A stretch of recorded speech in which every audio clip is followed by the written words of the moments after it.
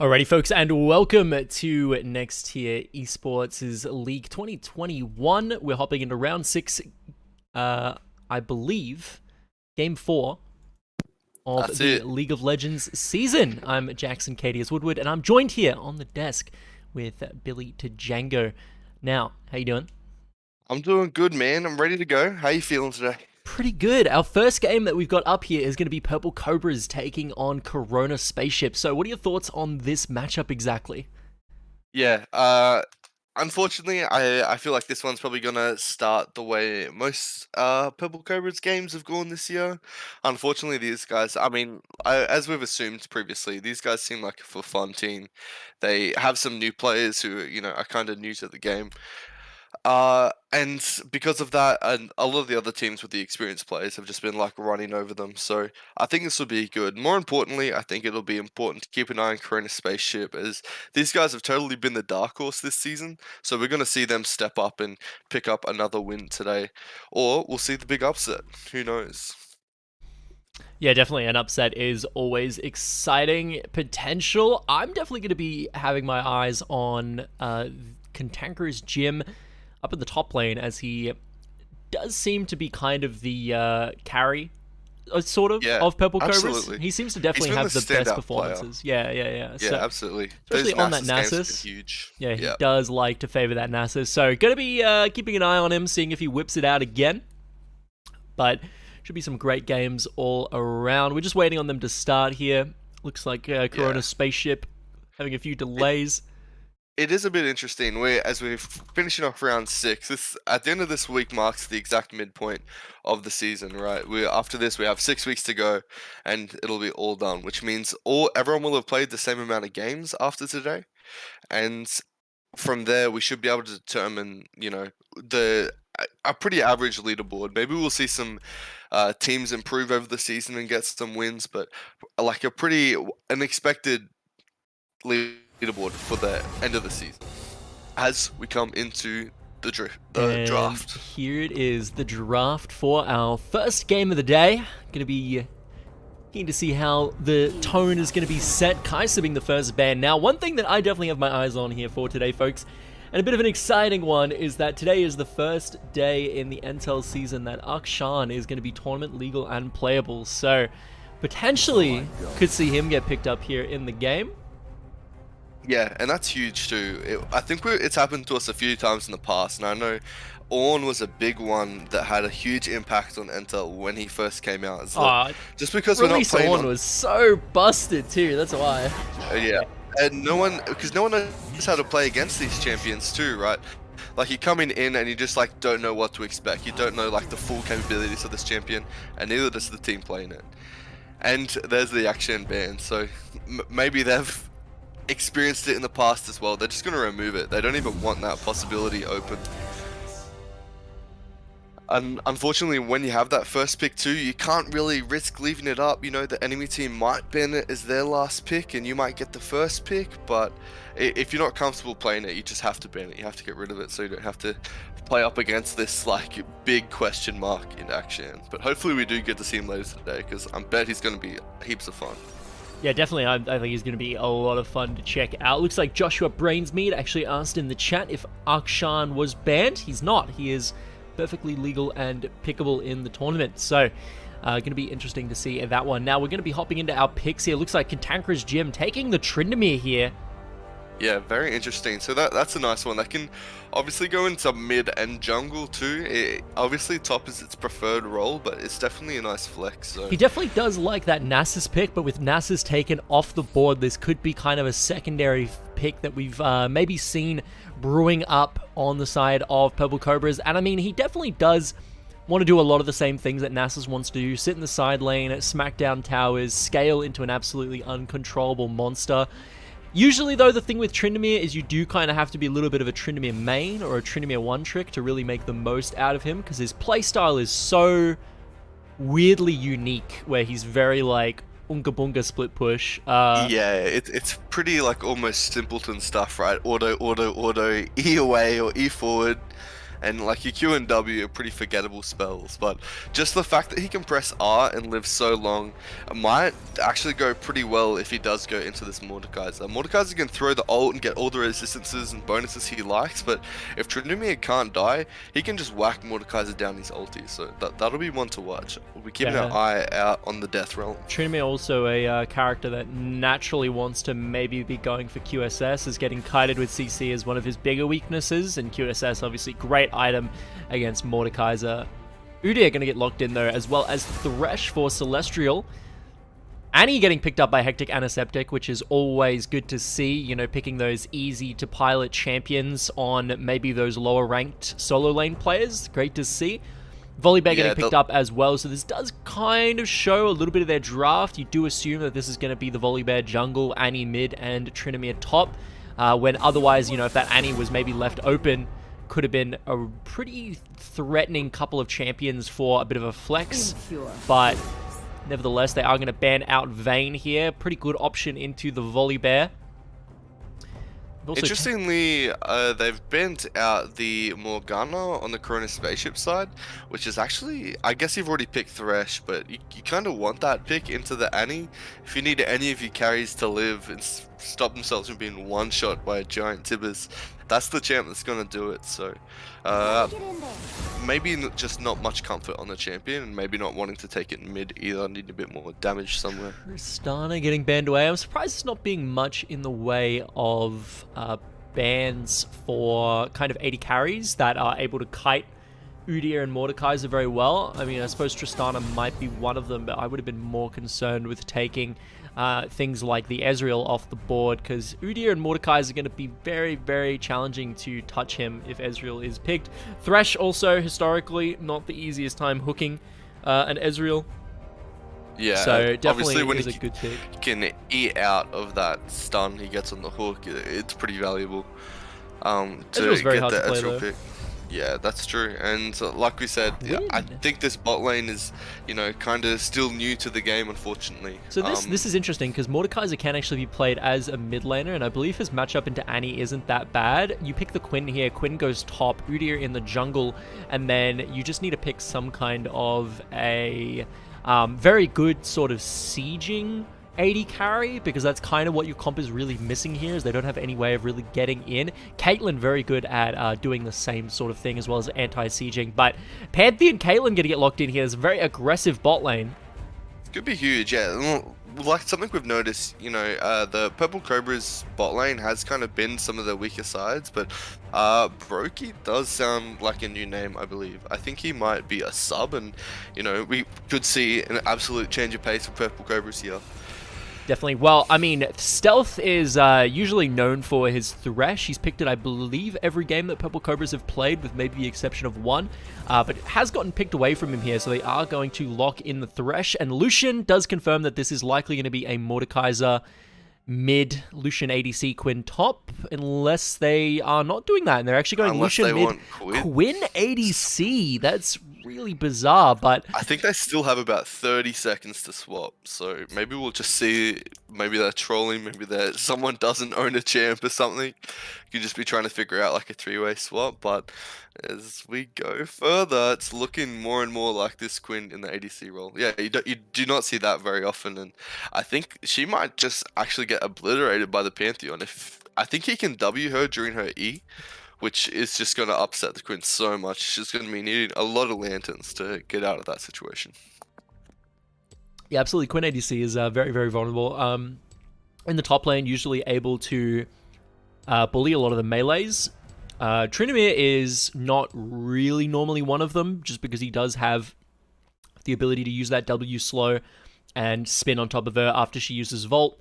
So, yeah, that's right. And he also has a quite absurd amount of sustain with that Q ability. So, I hope Tryndamere into Quinn, a bit of a skill matchup. It will be interesting. But it looks like it's been locked in. Looks like it's the Quinn ADC as well. So it's gonna be the Quinn ADC. Yeah, that's gonna be interesting. I think you're right. I think I would have liked to have seen maybe the Quinn go top. He can kind of peel against the Tryndamere a bit better, and, you know, knock him back and blind him so he can't auto attack you, things like that. And the Mordekaiser, you're right, does so much better into Annie. He has so much anti burst that he just doesn't really die when he gets the R dropped on him, you know. So Yeah, he's also allowed to just like go very early into like MR, can pick up the Mercury treads on like first recall, which immediately makes Annie significantly less of a problem. And then yeah, that's right. you can just keep going into more kind of anti-magic resist items if you want, or you can go into the Rift Maker and, you know, just start doing absurd amounts of damage, get that health in, get that life steal in, or Omnivamp, I should say. But overall, how do you think these drafts went? Who do you think won out in the draft? Yeah, it's pretty interesting. When you look at the side of Purple Cobras on the left, it's almost kind of feels like pretty early, maybe season 3-ish sort of teams. Obviously, Pantheon and Volibear have been reworked since, but all those champs are, you know, have been around for a while. So hopefully that implies comfort for the side of Purple Cobras, and maybe we'll see some good things come out of them. But I think if the longer the game goes, the better it will be looking for Corona Spaceship on our right, on the top side. I think if the Mordekaiser scales up and the Udyr becomes pretty unkillable, Lucian should just be able to run amok in the late game, scale up and do his thing. Definitely going to be looking out for that one. Now, we have about a minute left before we hop into the game, so I think we're just going to throw it over to our major sponsors for the 2021 NTEL season. Not just for League of Legends, but for all of our lovely games that we've got coming at you here on the channel. And those are none other than the Territory's own Paul's Iced Coffee, celebrating 60 years here in the Territory this year, actually. So big happy birthday to them. Definitely a big accomplishment. I'm sure many of your grandparents remember when Paul's Iced Coffee was first on the shelves of the Territory, perhaps. Definitely must have been a very momentous day. But nevertheless, our next one is the Northern Territory Government. Good old folks over there helping us out with the big prize pools that we've got for all of these players to compete against, as well as McDonald's Group Darwin, which is the group of people responsible for most of the McDonald's stores in the Darwin and Palmerston areas. And I mean, what more do we need to say about that? Absolute lifesavers. I know myself, it was like 11:30 p.m. last night. I was like, my goodness, I need to order some food for dinner. And McDonald's Group Darwin were there for me. They were the only people open for me to grab an 11:30 p.m. dinner. So absolute legends, truly late for us on a Friday truly night. Lifesavers on a Friday night public holiday. What can I say? As well as that, our minor sponsors are here on the screen. Great local businesses that we wouldn't be able to have this season without. So everyone on here, big shout outs to all of you folk. And we're about to hop into our game as we are in the loading screen officially. Yeah. While we just wait for this one to load, I will just mention that Next Year Entertainment has done us a big one. They're teaming up with Next Year Gaming and Esports, and they're holding a mid-season party for us. It's the Press Start party.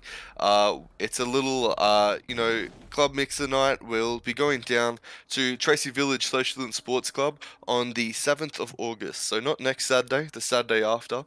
And we'll be, having a little bit of like a social party. And, if all the players want to come down, we can meet. And obviously any fans that are watching the stream will come down and get to know some of these players a bit better. Absolutely. Sounds like a great time, and I'll probably be there, so definitely check that one out. And thank you for bringing that one up to Django. Now, we are officially into the game. Everyone is loaded in. Now, looking at the runes here, it does look like Hunt has gone Summon Airy on the Lucian mid. Now, that is one that I've definitely not seen before. Makes me wonder if maybe he's going for a bit of an AP Lucian mid lane, potentially. Yeah, not sure if you have the chat enabled on your side of the stream, but yeah, he just dropped in the chat instantly, wrong runes. The Yuumi is going to make his damage a little difficult to try and scale going up here. Ooh, nearly lands the death sentence, but great flash from Brokey is going to keep him alive. Yeah, nice one. It's good to blow that early. You should see an early Udyr gank come down bot and try and collapse on that one. Yeah, definitely. As soon as you can. Would really love to see a blue buff into probably Wolves Gromp and then bot gank and then maybe look for bot scuttle or something. Just play bot side here. When you're playing with a Thresh Quinn lane and you know that there's a Caitlyn that has no flash available and you're someone that can gank really well early levels like level 2, just playing vertical here is going to be really good. Even if you don't get the kill off on bot lane, you're going to get priority, and then you can just go into the enemy's jungle, start looking to clear up some of his stuff, grab the Scuttle Crab, go for another gank. you would assume that Volibear starts bottom side as well here, so because they don't know that, he kind of puts himself behind. But they had so much time after they blew the flash. Udyr should just start red there and just path his way down instead and get the leash from the Mordekaiser. That way he can just gank bot lane as soon as he catches the blue buff on the way back and has a sweet level 3 gank to catch out that Caitlyn. Definitely. But obviously just going for the comfort here. Sticking to what like he's they're gonna be used going to. for the full clear, but top by looks of things. Ooh, another death sentence. It does land onto Brokey. Stealth going in though with a beautiful press the attack proc. Sorry, beautiful conqueror procs happening onto on fleek. Yeah, I think we can expect a full damage Pantheon here too. He has been popping up in the meta again recently. I've talked about this previously, but some of the mathematical builds that have been making their way onto Reddit, Pantheon being one of them, which has been absolutely disgusting. To the point where Pantheon just gets to press W on people and they die.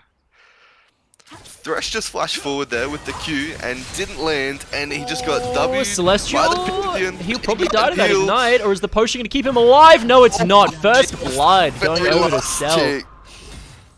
Barely lived. The last tick there, just grabbing that one away. Meanwhile, in the top side. That's exactly what you like to see too. Purple Cobras, you know, have been struggling in the bot lane. This is the first time we've seen them pick up a lead. So this could be really huge for the sides of Purple Cobras. Oh no, Hectic Antiseptic keeps wasting those stuns, but it does look like Lucian's going in here. Cancelled an auto attack. He would have gotten that kill if he didn't cancel that auto actually, so that's really sad. I also think he would have gotten that kill if he had pressed the attack. Yeah, that as well. That's another sad one for sure. Yeah, unfortunate Yumi not really carrying the Lucian in that lane. And look, you get that on the big jobs, don't you? Nervous kind of pacing it in. He's just flashing on Hunt here. He actually is going full sending onto Hunt, and he's going to grab the kill. Nervous coming up huge. Man, if Hunt wasn't tilted before, he is now. What a yikes. That's a pretty rough start for him. Wrong runes, just misses the kill. Oh, this is big for Cantankerous Jim. He could kill here. Definitely if he gets his crits. Oh, he wasted his Q. That's one thing on Tryndamere. You never want to use your Q unless you really, really have to in these kind of early levels before you start getting crit, because it is so much of your damage having that full bar of rage that getting rid of it is just like such a loss. You really only ever want to press It's a tricky one in this lane. These two can have both have some of the most oppressive top lanes in the game, especially when Tryndamere keeps that rage up. But just because the Mordekaiser can just pop that W when Tryndamere tries to all in, he kind of needs to play a bit safer until he hits level 6, I think. Tryndamere is definitely going to be looking for that 1100 gold recall. He has probably most of it by looks here. He does have 700 gold in the inventory, so he's a little over halfway there. Tryndamere does typically look for that 1100 gold recall, picks up those Zerka boots, and that's a really big power spike for him. Allows him to stick on top of people really well, allows him to maneuver the lane a lot better, and also gives him that juicy, massive spike of attack speed, which he really, really huge loves. When he gets to pump out level 1 crits as well. Yeah, right? Super good with that base crit chance. And then after that, usually builds into the Kraken Slayer, doing huge amounts of DPS after he gets that one going. So I'm definitely just running it, absolutely dropping the Qs on him like it's hot. He's getting smashed down, this poor Tryndamere. Once he hits level 6, I think the lane goes in his favor, as long as he gets a good back off. He has the go, so he should be able to stick onto the Mordekaiser regardless, but we'll have to keep an eye on how that lane plays out when those big power spikes come in the top lane. Yeah, one thing to notice here is that Hunter's actually getting a little bit greedy. He's not going for any early MR, and that's one thing that into Annie, you really do have to respect, because if Nervous comes in and lands a stun and Annie just blows all her buttons and you don't have something like a Hex Drinker available, the damage is not balanced. Annie is definitely one of those champions that is balanced around assuming the enemy is going to have Hex Drinker. But when you walk down does look the like river she's going to with get no caught mana, out there, though. That's not where you want to be. I think Volibear's going to die here as well. He chases at Quopro really far if they were fighting on the Drake. Really good kiting here. Quopro is in the back to support. Stealth and Brokey. Stealth might be able to grab Quopro here. Right now. Brokey's going to get taken down as well. They're just going to get no kills here and all go down. That's really tragic. He does actually tap the Q to get the Udyr there, so they do trade something back. Yeah, I'm not sure I think it was, 1 for 3 isn't particularly worth It's 1 for 4 actually, because obviously the Annie died at the start of the fight too. A bit unfortunate for the side of Purple Cobras after they got that lead in the bot lane. They're kind of falling behind a bit now. Oh, here we go. Pandemonium does pop the Death Realm. He's looking for Cantankerous Jim here. It's going to be a world of wonder if he manages to pull this one out, even through the Undying Rage. He does actually pop the Trinimir ult out of Cantankerous Jim, but there's going to be no chase. He doesn't have the damage. The Q Flash does land, actually. Big turnaround, and he is able to pick up the solo kill in the top lane. I think I have a couple of seconds on you. I'm just going to pause really quick. Alright, I'm on 705, 706, 7, 8. I'm like a second ahead of you. Alright, that's fine. I'll just go. Just tell me what you're at. 719, 720, 721, 722, 723, 724, 725. Perfect. Alright, now we're synced up. Yeah, unfortunate. I think it's just not going the way Trinimir wants. I don't think he got the back in time, so he didn't have any items to really fight the Mordekaiser. And when it comes down to no items, I suppose the Mordekaiser is just going to win that unless you just get like incredible crit chance from the Trinimir passive. So a bit lucky on the fight there, and he's just going to scale up now too. We're going to need to see the Hunt's going in here. The Tibbers does get dropped. Hectic Antiseptic doing his best, but unfortunately, the damage from Lucian at this stage of the game is just going to be a little bit too high. He's going to get taken down. I think I'm slowly starting to put the pieces together. So if my memory serves me correct, I think Hectic Antiseptic was actually playing in bot lane prior to this. Ooh, Cantankerous Jim has to be careful here. He does dodge out of that Q very nicely, but unfortunately, Trinimir, you know, one of those champions where there are quite a few matchups where you just lose until a little bit later. But here we go, Nervous going in onto the Thresh. Celestial gets dunked by the Volibear ultimate. Steps on a beautifully placed trap from Brokey. On Fleek is going to be the last one there. Uses the Vault to get over the wall. That was so well played. Yeah, excellent. That's some mastery on the champion for sure. He was right up against the wall, and that's really hard to do, but they just walked up to him perfectly, and he was super patient with it as well. And that is, yeah, so hard to execute. Much harder than it looks to get that like perfect in that kind of a stressful situation in the game, especially. So really, really well played from On Fleek as well. Just obviously super comfortable in the champ. You can pull out the stuff like that. We'd love to see it. And if we take a look at some of the CS leads here, it's the first time that Purple Cobras have actually been up in CS. Unfortunately, they're down in kills. Oh, it's going to even. Pantheon picked up a few, unfortunately, and you do want to be getting that Caitlyn head.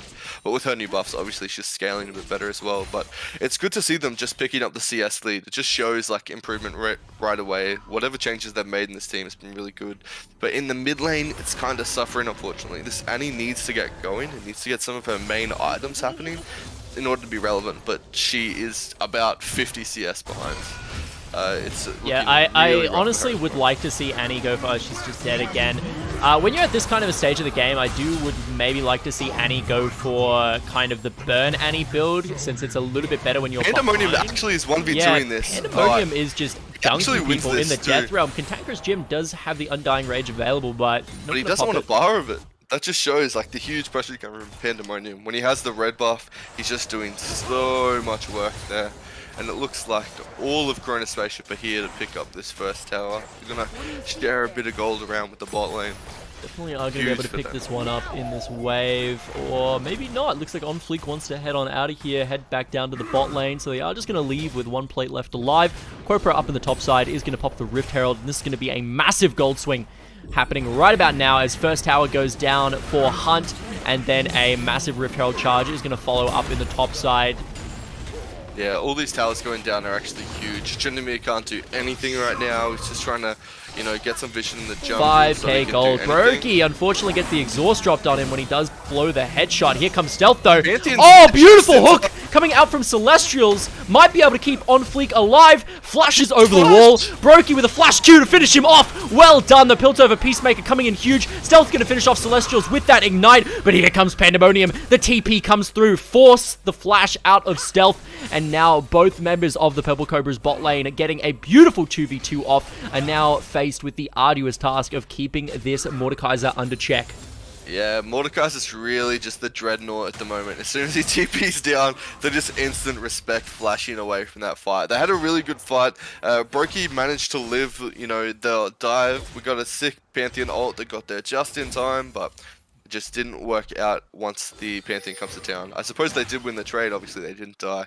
But he's sticking around, it looks like, and they have a few more members back. Brokey's been caught out again by the Mordekai's pull. And he's looking, his death realm is just about up. I think a couple seconds he might be able to make a play. And I think he can honestly 1v2 the bot lane as well. I would have liked to have seen maybe Quinn and Thresh go top and try and shove in this Tryndamere a bit more, considering everything's happening on the bottom side of the map. There's no dragon. Quinn and Thresh in the lane that has the only tier 1 available is fine, but Nervous is looking very, very dead here. Pandemonium should be able to finish him off with relative ease. Yes, sir. That's a 3-0 Mordekaiser now. Man, Pandemonium really showing. Oh, scary. This is why people hate to play against Mordekaiser.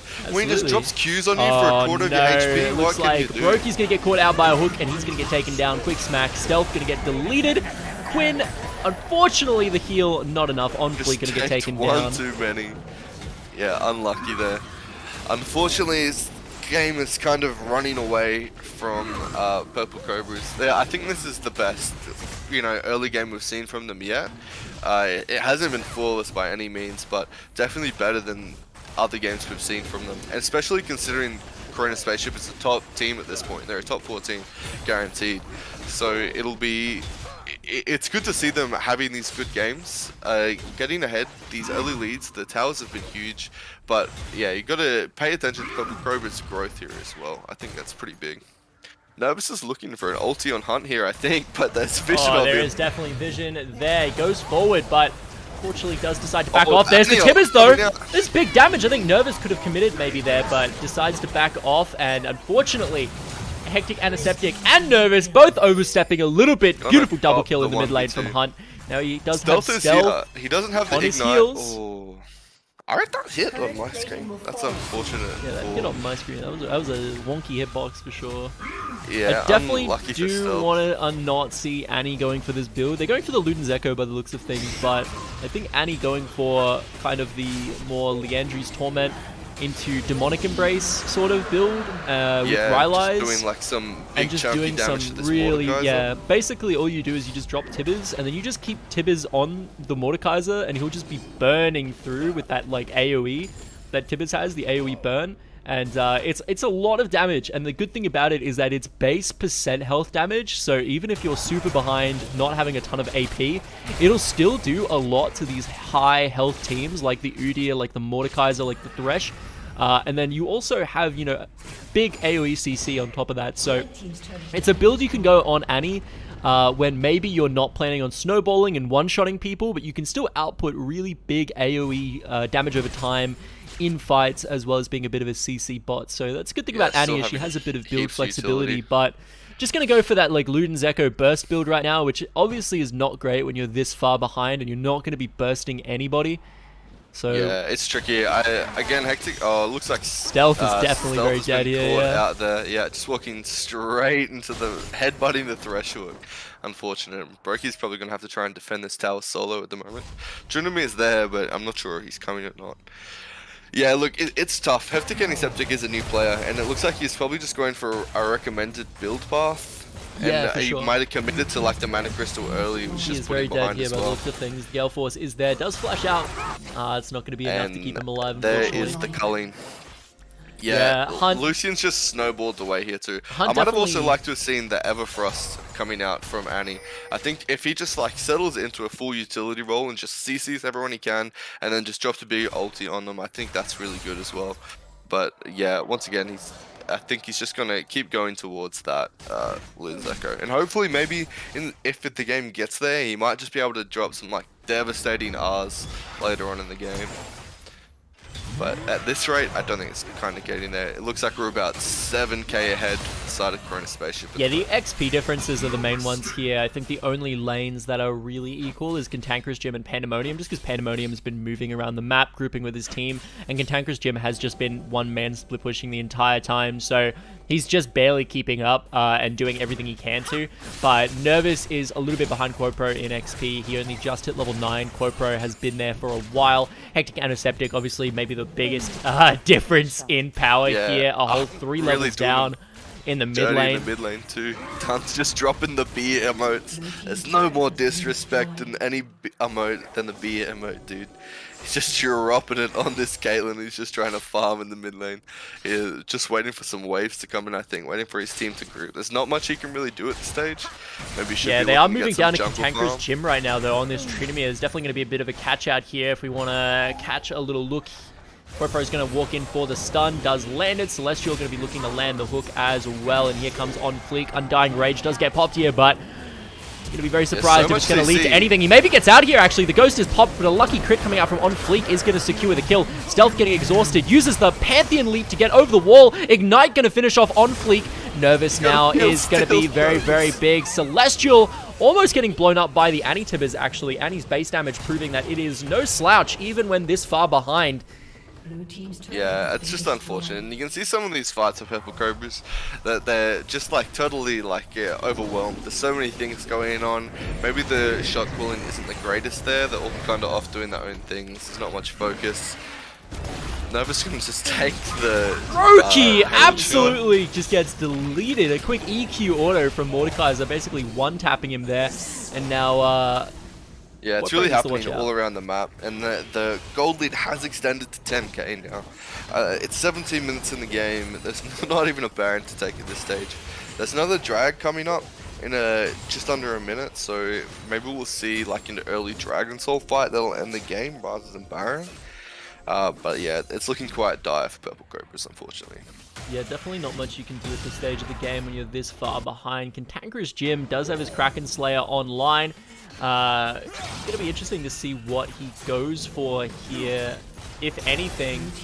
Quopro starting up stealth here. Yeah. Does have the just phase rush. The tower there. Hunt, one more auto attack will do it. Does get the piercing light to finish off the kill. Roki, the culling comes through. The last little... Oh, that's going to be big. That's going to be a shutdown. No, Hunt actually gets out of range and he's going to live. Oh my goodness.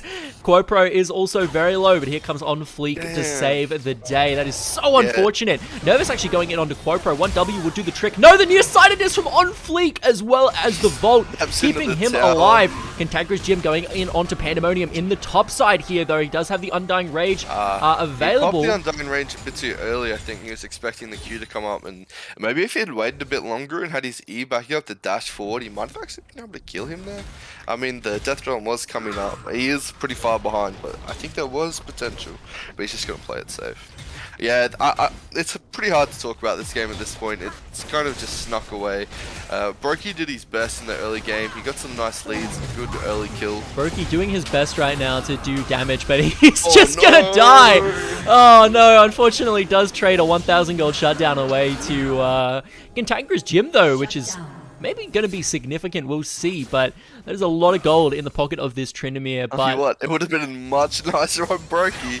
He's really suffering at the moment too, and Hectic Antiseptic's been called out again. Hunt's just too mobile right now. He's gonna face check the brush. This is a lot of damage onto Hunt. The stuns are there. 1,000 gold. Beautiful execution there. He didn't have the Gale Force available because he just blew it to solo kill the Annie, and he is going to get taken down. 1,000 big ones going over to the side of Purple Cobras once again. Maybe just to critique Corona Spaceship here. I mean, Hunt has been kind of a standout player on their team, but one thing we haven't noticed is that he definitely has the game mechanics, but it's situations like that where maybe he's just like, I don't know if he's just a bit like over embellished there, and like just because he's so far ahead, he's getting a bit arrogant with the lead as well. He just lacks a bit of game knowledge, you know. You can't be face checking those brushes, especially when you've just E'd in to take the fight, stuff like that. There's just some room for improvement there, but if he can work on some of that stuff, I think that's all he's lacking, because his game mechanics are nuts. He just E's in and has just been one-shotting so many of his lane opponents, especially Hectic Antiseptic today. He's just not been able to play the game. There is 140 CS lead in the mid lane. Annie is yet to break 50 CS, unfortunately. It's just definitely very rough, but good news as Baron is now on the map, which means they can finally end the game. which is good. So they're just going to take this one away. There's nothing that Purple Cobras can really do about this. Is looking. This can take Chris Jim's time to shine. I don't imagine he's going to get the steal or anything, but... No, definitely is going to be on the run away from Hunt. He does pop the culling, and then with the Cyrilda's Grudge there, that is going to be very difficult to avoid. But Hunt is actually taking a lot of damage now from Nervous. He's going to be forced to back away. The flash comes out, but Quopro is still in hot pursuit with that Dead Man's Plate. The Phase Rush comes through, pops the ulti to try and get him away. Yeah, dodged the thresh hook with that one. That was actually pretty big. Otherwise, I think he would have died. And for a Volibear, he's like incredibly squishy at the moment. He only has the Divine Sunderer, and he's not really playing like an aggressive fight. He keeps backing away, so he's not even getting the heals. Just really lacking some tank there, unfortunately.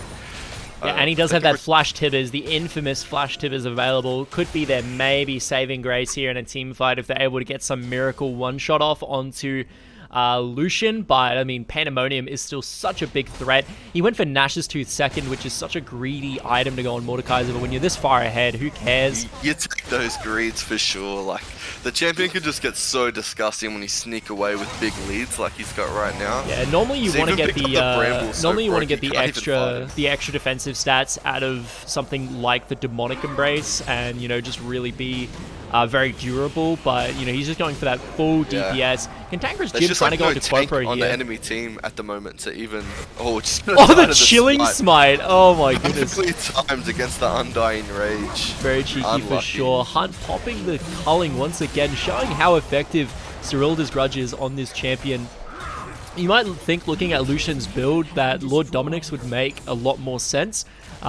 Stat-wise, going for the crit chance, but Cyrilda's Grudge, actually, the slow is very, very good on Lucian, because you land one tick of the culling, and it's just super difficult to avoid the rest from that point, and you can just murk people with it from 100 to 0. Everyone's just running away from him too. No one's running at him, so it's like super Flash Death Realm from Pandemonium onto Brokey is going to delete the 80 carry of Purple Cobras. Pandemonium dropping very low though. Good locket from Celestial, going to keep him alive. They find Stealth. They're going to find Nervous. Cantankerous Jim next on the chopping block. Unfortunately, Hunt does go down. His KDA looking a little worse for wear because of it, but I don't think it's going to be much in the way of complaints when Corona Spaceship all but assuredly are about to take out this Nexus unless a miracle play comes through. Hectic Antiseptic doing less damage than the minions are doing to Celestial with that full Tibbers combo.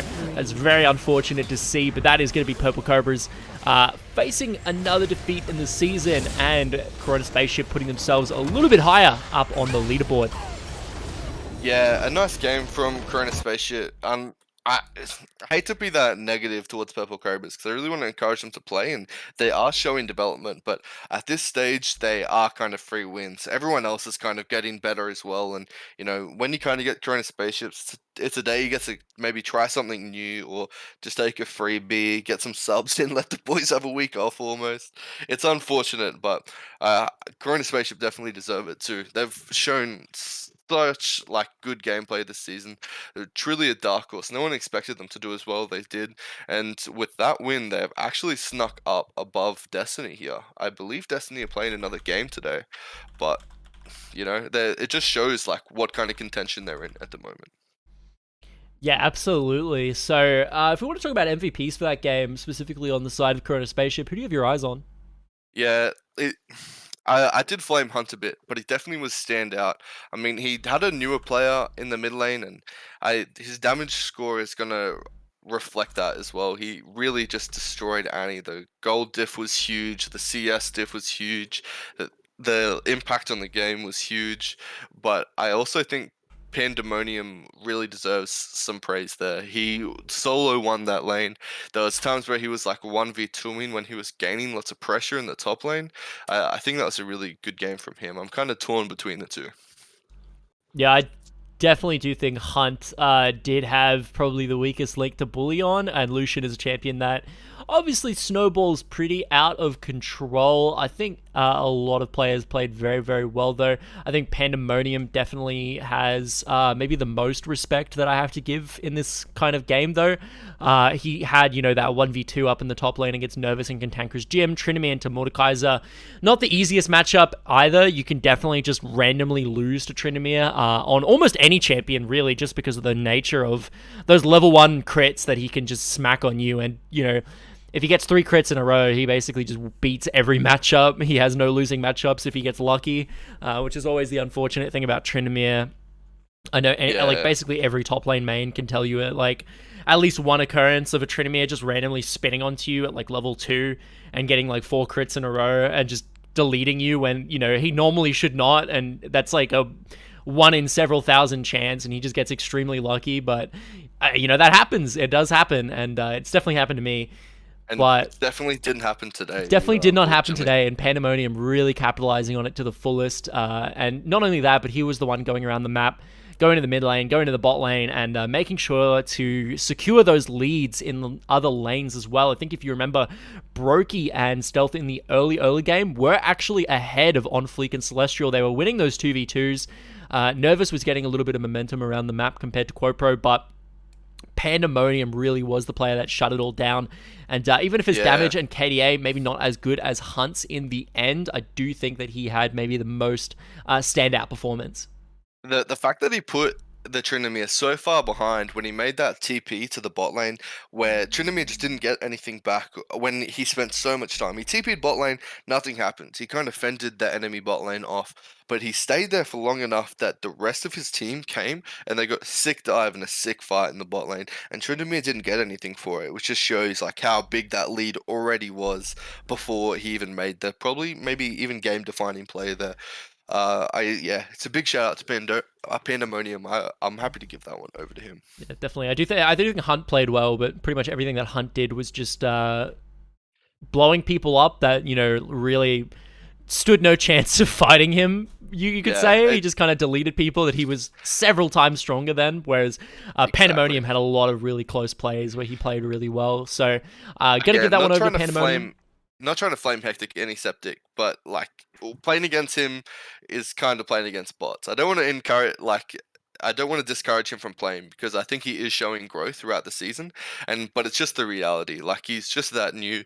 He's just missing some of the core fundamentals of the game at this stage, and Hunt definitely exploited that today. And he did play well, granted the situation, but I think overall, Pandemonium for sure just stepped up. Absolutely. Well, we are indeed going to throw it over to the SVP section here. Definitely Pandemonium going to come out with the MVP on that one. Hunt, a very close second. In terms of SVP, it's a bit tricky because I don't think too much really happens for the side of Purple Cobras, except for the bot lane. Between Stealth and Nervous, they definitely were kind of the playmakers of the team. Nervous getting that pickup in the mid lane. But I think Stealth kind of was in a lot of very close situations and managed to just kind of clutch a few kills out. He got first blood onto Celestial. He, in that kind of scramble in the bot side, they were about to take a 3 for nothing, and he managed to tap Q and take out Quopro really nicely and actually get a 3 for 1 trade, which, still not ideal, but definitely better than 3 for nothing. And on top of that, he was just really kind of most of the kills that happened on the side of Purple Cobras, he was there. He had the highest kill participation on the team by a pretty noticeable margin. Kill participation of 8. The next highest on his team is only 6. So definitely probably had the most impact, I would say. But what are your thoughts? Yeah, I don't think Nervous actually had the greatest game. I think he fell really far behind. I think he got a good early gank in the bot lane. But even before that happened, bot lane was already ahead. I was kind of leaning more towards Stealth and Brokey. I think Brokey played pretty well on the Caitlyn. He showed us some stuff that we were really desperately wanting to see in the bot lane for those guys. So he did do well, but I think Stealth really carried it. Like there were a few situations where Brokey did get caught out, and then there was just a huge Pantheon ult that just changed the entire fight. I'm happy to give it over to Stealth for this one. Definitely congratulations to Stealth. So those are going to be your MVPs and SVPs for the game. But definitely everyone doing a great job. We're going to throw it over to some music, and our next game is going to be between Casuarina Gentlemen and Team Destiny. So I'm sure some Destiny fanboys are going to be in the chat for that one. Can't wait, and that's going to kick off at 4 o'clock. So we'll see you then in a little over 15 minutes. And until then, see you then. See you then.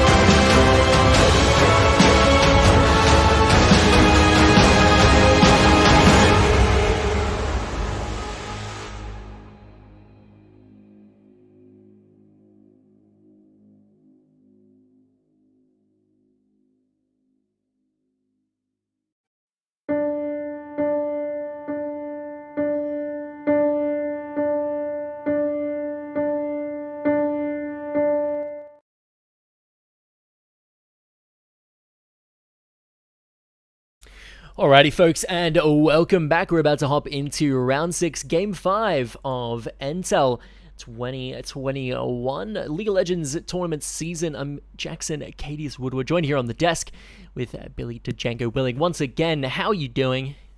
Yeah, I'm excited for this one. The next one is bound to be a banger. It's the battle for third place. Casuarina Gentleman Gaming versus Team Destiny.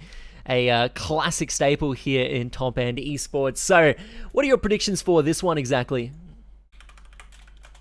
So, this one's an interesting one. If Destiny beat this, they will take over the place of Corona Spaceship, currently in 3rd place. Destiny are in 4th, Corona Spaceship are in 3rd, but Destiny are missing a game at this stage. So if they get this game up, they will tie 2nd place with Youngbloods, actually. If CG manage to pull off some sort of miracle, Destiny go on like an in-team rampage like they're known for, it could be huge, and it will totally upset the roster, and Corona Spaceship will be like locked in 3rd place, which will just be so crazy for them. But I am leaning it towards Destiny. They do have a bit of a wild card in Katie Cat. It seems to be an unranked player, and we've never seen them play before, so it could be interesting to see how that goes. Stepping in for the role of Prodigium, who's been one of the standout players for Destiny, although he hasn't been in much this year. So yeah, definitely Prodigium is normally kind of the contender for MVP on the team of Destiny. He's sort of kind of, you would maybe akin him to being like the Blood Exa of Team Destiny, where, you know, he's always extremely reliable in his role, best support in the Darwin meta, or in the NT meta in general. Usually pretty like agreeable to say that, but we'll see how it goes. But we're about to hop into Champ Select here. Casuarina Gentlemen versus Team Destiny. Going to be exciting to see what the bans are here. Again, still got my fingers crossed that we're going to see Akshan pulled out of the hat, but I mean, who knows?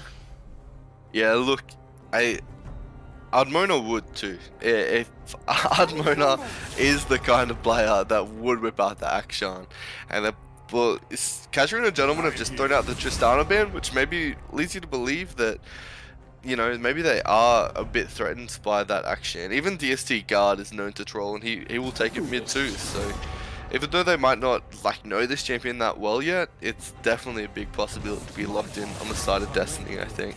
Also, Iron Sigma is a former Destiny player, as well as Conditioner. They both played on Destiny in the past. Casuarina Gentlemen's actually kind of known as the Destiny master team. You know how they have like the like the level below LCS, that's like the academy team. Oh, academy team, like Destiny Academy, right? Destiny Academy.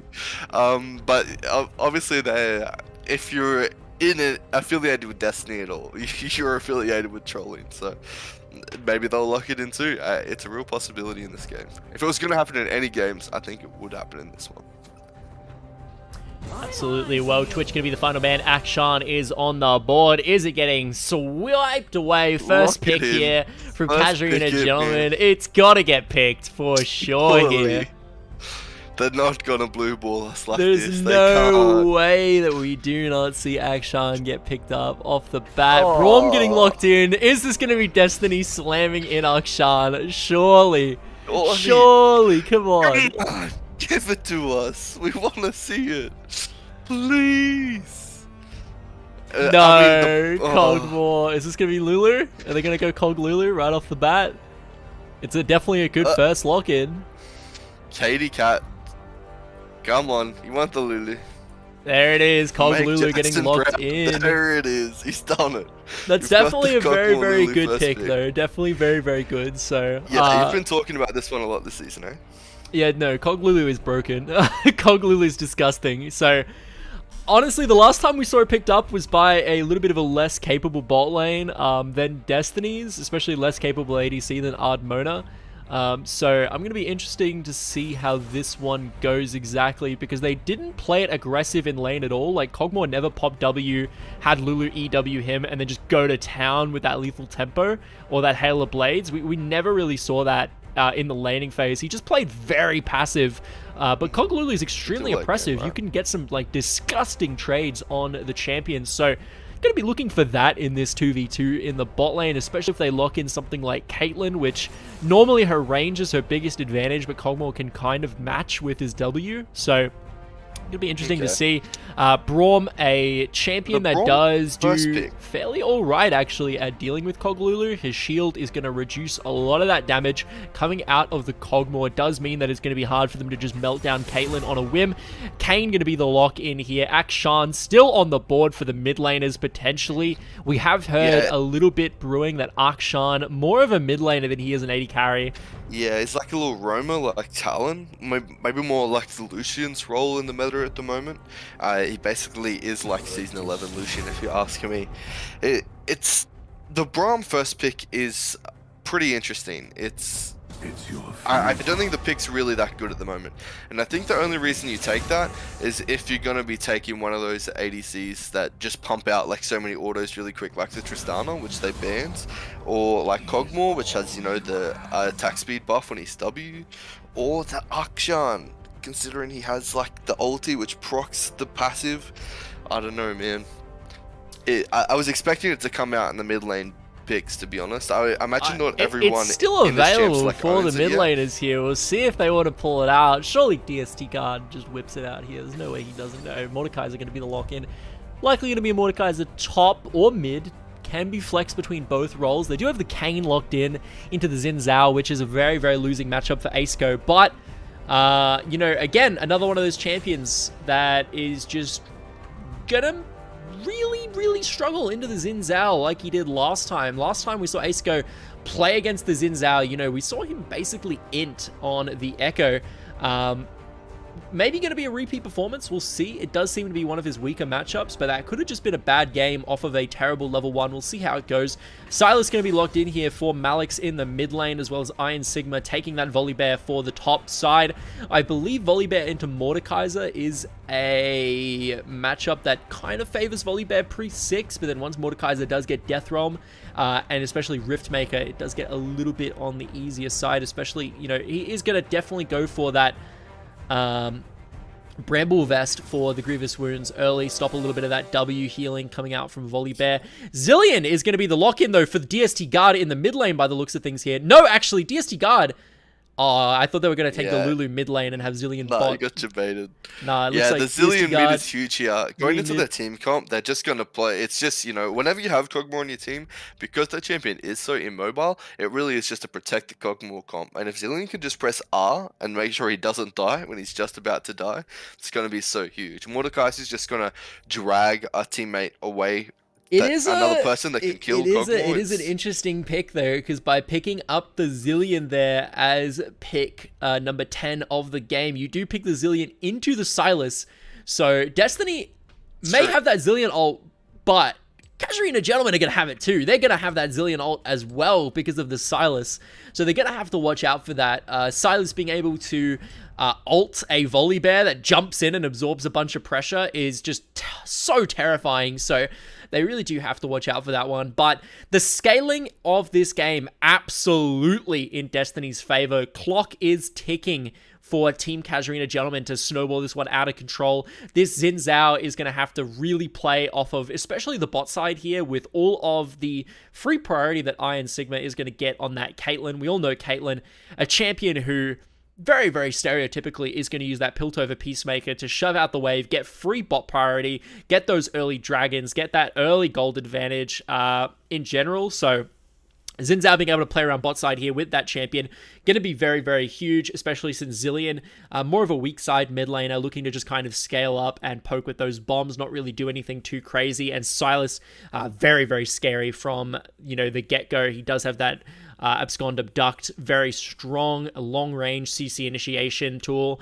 and he does have that W healing for early skirmishes. So Xin Zhao playing between the mid and bot side here, going to be very likely. I imagine he'll just leave top side. Volibear probably just going to scale up into the Mordekaiser, build a bunch of MR, be very tanky, very obnoxious to deal with. Kayn can't really gank him early unless he makes a pretty bad mistake. No CC on the side of Mordekaiser aside from his pull, plus no CC on the side of Kayn except for a slow. Makes Volibear very difficult to take down. He just has that ability to drop the shield on top of himself and run away with that Q ability. Yeah, it's a huge amount of mobility for Volibear. Even when he does get cancelled, the Volibear that run gets reset, kind of like Scion Q. Yeah. So it's not super big for them to have CC anyway. I think Mordekaiser has just like a way more oppressive laning phase. He adds so much sustain and damage, and not having to have a mana on that champion, so he can just abuse Volibear with like ability after ability. It's just going to be huge, and I think Mordekaiser does take the dub in that matchup. I think Silas is going to be the one to keep an eye on. I think, yeah, stealing Zillion ult and stealing Mordekaiser ult are going to be like super important this game.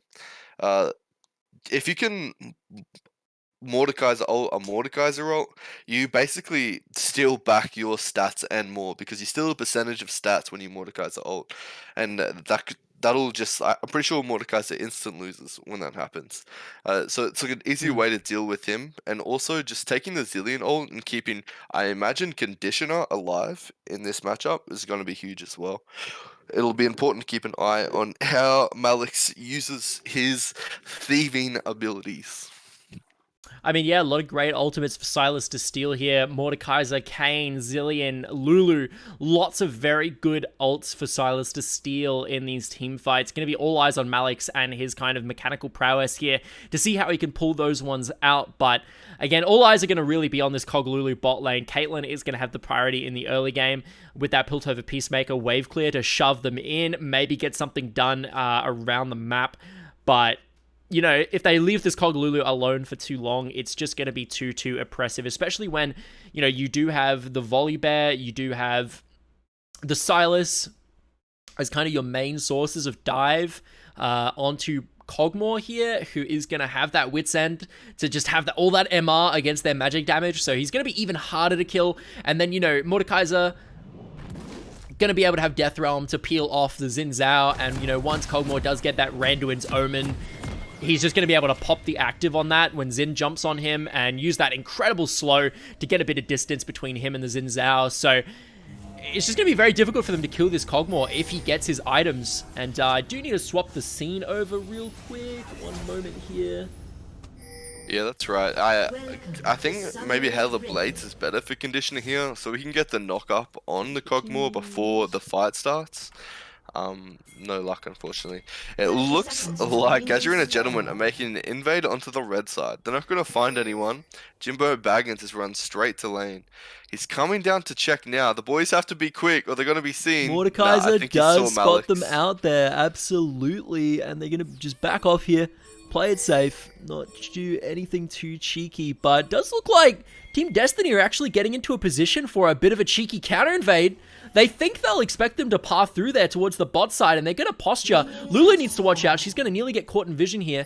Just gets out in time, and now this is going to be disastrous. They do have to watch out. Malix goes forward. The abduct lands onto Katy Cat. The Braum Q sure to follow. They're looking for the stun here. Will they flash for it? No, they don't. They just decide to back off, but that could have been disastrous for the side of Malix and Casuarina blowing flash there is huge. I think if they get the stun on Katy Cat, Iron Sigma just has to come in and just abuse him with, I don't know what ability he started, but anything would have been enough to kill there, I think. With 2 flashes for none might not have been worth, and, you know, Katy Cat might have even just flashed away after that, but I think it could have been super worth. Just a bit hesitant to pull the trigger there, I think, for the boys. Yeah, Conditioner does start for the red buff here. I would have liked to see him maybe go for a bit of a red buff into level 2 gank, but decides to just farm it out, goes for the second camp. Does look like he's probably going to go for Krugs, based on the fact that he pathed red into Raptors. You wouldn't really do that unless you were going for Krugs. No, never mind. He is just going red into Raptors, into topside. Yeah, maybe he just doesn't know what he's doing. I don't know. I think the way he was posturing when he was coming back from the topside invade, he was kind of posturing that he wanted to start blue buff. And I think that was his plan, was to start topside and take the blue, take red, and then gank. But because they were kind of scared of the invade, he just tagged along and just started the red instead, is my guess here. So I'll quickly explain to the chat why doing red into Raptors, into Wolves, into blue is completely useless. The reason is that it takes one outer camp, a buff, and another camp to hit level 3. So you need to do an outer camp. So you either need to do red, Krugs, Raptors. That gets you level 3. Or you do red, Wolves, Gromp, plus like a buff, something like that. Like you need to do an outer camp, right? Plus like 3 camps. I might be wrong here, but I remember when I was like learning jungle, because I main jungle in a season, that I was doing that path, that exact path, red into Raptors, into Wolves, into Blue, into Gromp, into Scuttle, and I got like flamed for it because it doesn't get you level 4 because you don't do Krugs. You only get level 4 for full clear, and you do 1 camp more than is necessary to hit like level 3. So therefore, you're just kind of wasting time when, you know, you saw he hit the Scuttle Crab a little bit late there. So Conditioner, not really sure what he's doing. Maybe he is just kind of clearing the camps in front of him, but they're in a bit of a tussle here. Got red buff here. I think they killed Bin Laden. Isco definitely does not win this one. He's going to get stunned up by Bin Laden and exploded. Jimbo Baggins looking to follow here, and he's going to go down as well. 2 kills onto Bin Laden at minute 4 into this game. That's huge. I would have liked to have seen them go over to Conditioner and just get him like snowballing for those big gank spot like we were talking about. But it's even huge to get it on Bin Laden. As soon as that champ gets to become unkillable, the game gets really, really hard for the side of Destiny here. Headshot. It's going to be... We're going to have to keep an eye on top lane and see how that plays out now. It looks like Jimbo Baggins blew his teleport to get back in the lane. And Bin Laden still has his up. So even if he can get a TP off in the bot lane, is really good in like the next 10 minutes. Absolutely. Well, it does look like that's going to be a very scary Volibear for them to deal with. Volibear, when he snowballs, incredibly oppressive. I think Volibear is not as good of a champion as he used to be. He used to be incredibly scary, but a lot of the meta seems to have shifted away from him. The meta in general was very slow for a while, and it allowed Volibear to kind of, you know, really kind of tank up a lot of the beefy, aggressive champions that were being picked at a certain point in the meta. But the meta shifted away. Wrong. Now it's a lot more into the sort of Kog'Maw Lulu that we're seeing down here. It's sort of shifted into the Sylas. You know, a lot of these champions that can do actually a very, very good job at matching kind of the sustained slow fights that Volibear wants to play. So he's just sort of fallen a little bit short in the meta, but very, very aggressive build coming out from Volibear. He's not going for those tank stats at all. Ionian Boots of Lucidity plus Sheen going to be the items of choice here. Yeah, so you were right. The Volibear did fall off. When the rework came out, he was really strong. The champion didn't die. He had constant healing and shielding. And then they nerfed him and he was weak for a bit. But since Divine Sunder has been back, he's been a really good top laner again. Any champion that has mana that can, you know, get value out of taking Sheen in the early game and then going into Divine Sunder is huge. He just has to make sure he's getting those autos off. Like we saw, I think it was, not Condition, sorry. It was Nervous last game. Also went for the same build, but when you play too passive as that champ, you get no use out of the item. It kind of becomes a dead item, in which case it's better to just take one of those tankier items. But as long as he plays aggressive and he's got the 2-0 lead, so we expect him to be playing aggressive, it should pay off and should be really really good. Respective Kane does spot him out on the ward there. Conditioner in the bot side knows that Kane was spotted out on that ward. Maybe wants to look towards the Dragon, but doesn't have intel on the bot lane of Team Destiny, so decides not to go for it. Yeah, it's slowed down a little bit. I think this game is going to be like really big for the ult power spikes in almost every lane. I think every champion really benefits off the ult power spike. So as that starts to happen, I think we'll start seeing more jungle ganks and more shenanigans. Definitely 900 gold on this Lucian now. I mean, sorry, on this Zillion now. For him to recall. Probably is going to have enough to finish that Lost Chapter, which is going to be really, really big. He's going to have basically an infinite mana pool to play with to just spam those bombs down onto the mid lane of Malix. Interesting to note, DSD Guard actually went for TP Exhaust here for his summoners on the Zillion. No flash. That's interesting. I mean, if that doesn't scream confidence, I don't know what is. It just means he's going to be leveling his speed before he levels his ability refresh, his W. We're seeing a good scrap in the top lane. Yeah, Bin Laden is just going to win these, like, almost every day of the week. There's no way. I think Jimbo actually wins that. He was just actually baiting the tower dive because he just pops his W and gets a huge shield there. It was fully maxed out, and I don't think Bin Laden would have had the damage to kill him. He would have had to ult, and maybe he would have died to the last tower shot. So much damage onto Malix here with these Zillion bombs, but Conditioner does find the engage actually onto DST Guard. The exhaust is forced to get dropped, and we're going to see maybe if no flash is going to be his downfall in the end. Misses the W, unfortunately. If he landed that W, I do think it was the kill. Once again, that hit on my screen, it's just so unlucky. Maybe a bit of lag on my end or something. That hit on my screen as well. I think it's just like wonky Z-axis hitbox in this game. That's it. Yeah, when you go up, eh? Yeah. I think here we go. Nervous going very hard onto DST Guard. And again, very much so, I'm sure he's wishing he had flash for that one. Nervous just jumps in, lands the Q, and he is a goner in no time. Sheen damage, so scary. But, you know, we do need to really not understate the fact that their only kills here are onto Bin Laden. Ard, Mona, and Katy Cat are just chilling in this bot lane. Really scaling up. They have a serious deficit at the moment. From when I mean, Ardmona, usually when he's playing with Prodigium, he's probably the best bot lane in the tournament. But with Katy Cat, he's actually fallen behind. Braum has got so many of his relic stacks that they're much further ahead than they seem. It's going to be super important. Conditioner is just waiting idly. Ardmona's going to take one misstep to get this minion in a second. And there it is. Oh, the flash, but the ulti's coming out from Braum. He's just going to blow the shield. Oh, unfortunate. Conditioner missed the W there, so they didn't have the engage. Great little setup from the bot lane of Casuarina Gentleman, but not having the damage to find lethal just there. Conditioner just has to come back again soon, and it's like there's so much value in getting that flash as well. Absolutely. Malix is I just need to sync up struggling in this mid lane. I'm not going to lie. Malix, you know, maybe not used to the Zillion matchup. I'm pretty privileged. Usually when I'm playing mid lane, I'm playing Yasuo or Zed or something of the like. And those two champs have a pretty decent matchup in the Zillion. But I can imagine if you're not someone like that, it might be a little bit rough. Yasuo especially, the Zillion matchup is almost a buy. You just kind of dash in, and when you see him go for his double bomb, you just click a win wall, and it doesn't happen. He just tosses his bombs in, and they just die. So, yeah, well, Malix gets to just steal the Zillion ult here. He does have that going for him in this matchup, yeah. With this heal, he gets so much tower dive potential that I'm expecting that to sort of be the outcome. Whether he like pulls the trigger on that or not, we'll have to wait and see.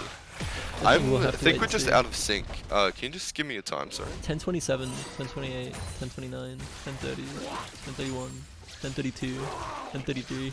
There we go. Yeah, I was like about 10 seconds ahead of you there. We're synced up now though, all good. Yeah, this game has been pretty slow. The gold lead has kind of snuck away even. Like the gold diff in the lanes, it's just going like towards Casuarina. Malix, unfortunately misses the abduct there. Yeah, just not getting the hook that he needs. Man, it's a tricky one because I think Casuarina Gentlemen like have potential to win this game in this state. If they keep the pressure up, it can happen. But Destiny's late game Fiesta team fighting is just so strong. It's even at this stage of the game when the leads are starting, it's just nothing. Like, oh no! Destiny have so much DST Guard actually is looking very dangerously low here. We've got 3 people in one person right now. How funny. Aceco almost gets deleted here, but the Zillion ulti is going to prevent them from blowing him up. Going to force him to back off. Damn. It's just so tricky there. Like, where you should be seeing these big kills happen, it should have been a double kill again for Casuarina Gentlemen there. But the Kayn ult and the Zillion ult came in really clutch for the side of Destiny, just like saving their lives. It was a bad fight for them to begin with, but for them to just live with their lives just by using their ultimates is, super strong for their team. They did spell Conditioner in their jungle just there, but he's going to back out to safety. Not going to have anything happen to him just yet. Now we do see Iron Sigma once again just using that Piltover Peacemaker to get that permanent priority on this Kog'Maw, like we discussed. Is having a CS lead, but that Wit's End is nearly finished for Kog'Maw. He's going to become a menace once that one is done, and then after that, likely going to go into the Runaan's Hurricane to try and match some of this Caitlyn wave clear. Would be very, very surprised if that wasn't the second item of choice. Does also want to get Berserker Greaves at some point. obviously. Kog'Maw, a champion that does like that attack speed, especially with the Lulu. But here we go. This could be our first big fight of the game. ACST looking to get some damage on the Frog Spotter, which, you know, Kane's typically want to be doing. But here we go. The double TP comes through. Unfortunately, ACST going to get taken out before the fight even starts. Here comes Malix. Jimbo Baggins flashing over the wall, but here comes the Stormmaker. The damage is huge onto Katycat. Ardmona can't get into the fight. The dive comes through. Malix picks up the kill. Jimbo Baggins left 1v5 under the bot lane and ace in the hole, picking up the triple kill for Iron Sigma and results in Casuarina Gentlemen winning the first team fight of the game. Man, that is huge. So that's exactly what you wanted to see. Malix TP'd and Bin Laden just followed. They hit the second TP on the ward, which was so good. And Bin Laden just abused his lead there.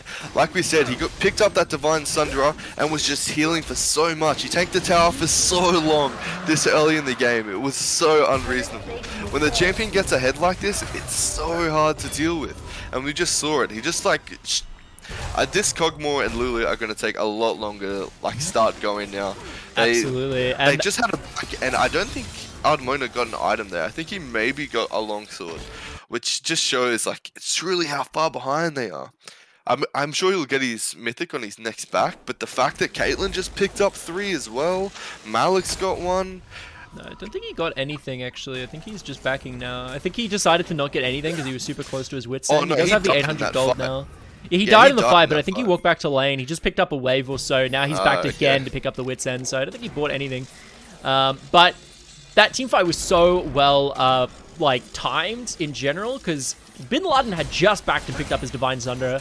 So he had Divine Sunder fresh off the racks for that team fight before he TP'd in, and now he's able to back, picks up a whole pickaxe off of that team fight. So that's just going to be a massive item swing in his favor. Jimbo Baggins still not finished an item. Unfortunately, you know, in that matchup, you are forced to pick up the Bramble Vest before you go into the Riftmaker, because not having that Grievous Wounds for trades into Volibear, he's just going to heal too much with that W. That it's just going to be way too oppressive. So does have to pick up the Bramble Vest before he goes into the Riftmaker, but once he gets that Riftmaker, I imagine the matchup is going to be a lot more even, Steven, especially with that Death Realm available. But we'll see how it goes. Bin Laden looking to go aggressive onto ACST here. ACST retreating into the walls. Man, this game is actually so crazy. We might have to have a chat with the Destiny CEO and get this Academy team a raise and bench this current Destiny lineup. Casuarina Gentlemen are playing so well. That fight was like play to perfection. It does not get better than that. It's exactly what you want to see coming into the middle of the season. One of these teams that has been like lower on the pack, I believe they're tied 7th or 8th at the moment. But they can still make players like that. It's just so huge for Casuarina Gentlemen. If they can keep this kind of attitude up and keep these like pressure around the map, get Conditioner like still pushing on these ganks, I think they can take down the Goliath of Destiny. Yeah, definitely. And I mean, it's going to be one of those things as well where, hold on, Bin Laden maybe going aggressive on a Jimbo Baggins here. No, is just going to unfortunately be forced to retreat. Jimbo Baggins getting a cheeky little couple autos in. He's getting a little bit aggressive. The passive damage is there. It's not doing a whole lot to Bin Laden, but it's definitely like you something. said, Jimbo Baggins still missing that mythic, so we can't just like unleash the all-in on the Volibear there. Yeah, even though it's like under his tower, it's pretty good if you can bait the Volibear to come in. But once again, Volibear can just ulti as well. The biggest thing that I have my eyes on right here is going to be ACST picking up Rust in this game. At least I'm assuming he's going to pick up Rust here. If he goes for something else, that's going to be a little bit strange if he goes for the Shadow Assassin, but definitely should be going for Rust against this composition. And once he gets that, I think it's going to be really massive for the team, actually. Having that Kayn W knock-up on such a low cooldown is going to be incredible peel for Ardmona and Katycat. And not only that, but just the percent health damage is going to be a real natural predator for Bin Laden on this Volibear.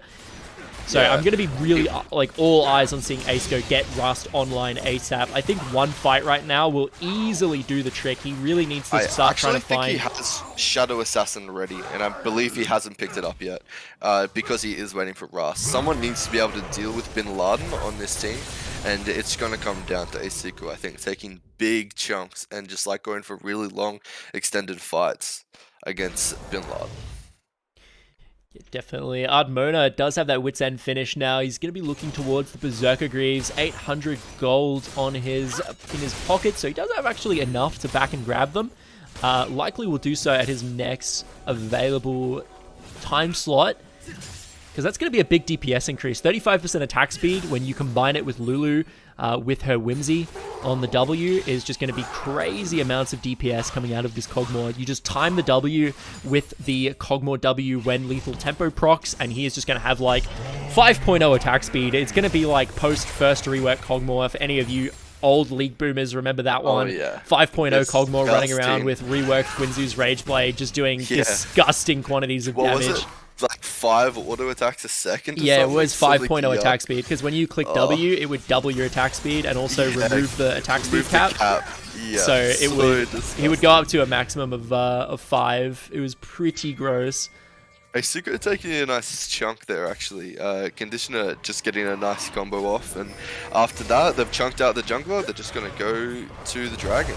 Bin Laden's actually just been caught out. Yeah, Bin Laden's got caught out here, and he fails the flash as well. Forced to use the Stormbringer to get over the wall, but Destiny It's are still in so Hopper's Philips. suit. There's one bomb, there's two. The stun lands from DST Guard. He's still not dead, though. He is just tanking up a storm. Sterak's Blade is there. Aceco is able to get himself a few more bits of that Rast red dots, though. He should have it off this recall. I'm imagining there's no way he doesn't have Rast available after just getting that much damage onto Bin Laden there. He is recalling right now, so I do imagine that this is going to be for Rast, and looking into the base here, there it is, folks. Rast is online. So this is going to be really where Destiny is looking to turn things around. They have Rast online. Their jungler is officially not a champion. Or is officially a champion, you should say. Anybody that, you know, plays League of Legends knows that when your jungler locks in Kayn, you kind of just have to concede, like, okay, so we just are playing a 4v5 until he gets his form, and then it's going to be a 6v5, because that's just how the champion works. He really is that oppressive, the old Red King. I did just want to talk about that last fight for a second. I think Bin Laden might have consciously gone for those. I think he knew he had the flash. Even though he failed the flash, he had the ulti to get out. And with the Sterax and the health steroid from the ult, he was just able to live for so long while the rest of Casuarina Gentlemen just wailed on the drag. And then now it's Soul Point. Like, Casuarina Gentlemen are playing out of their mind for this game.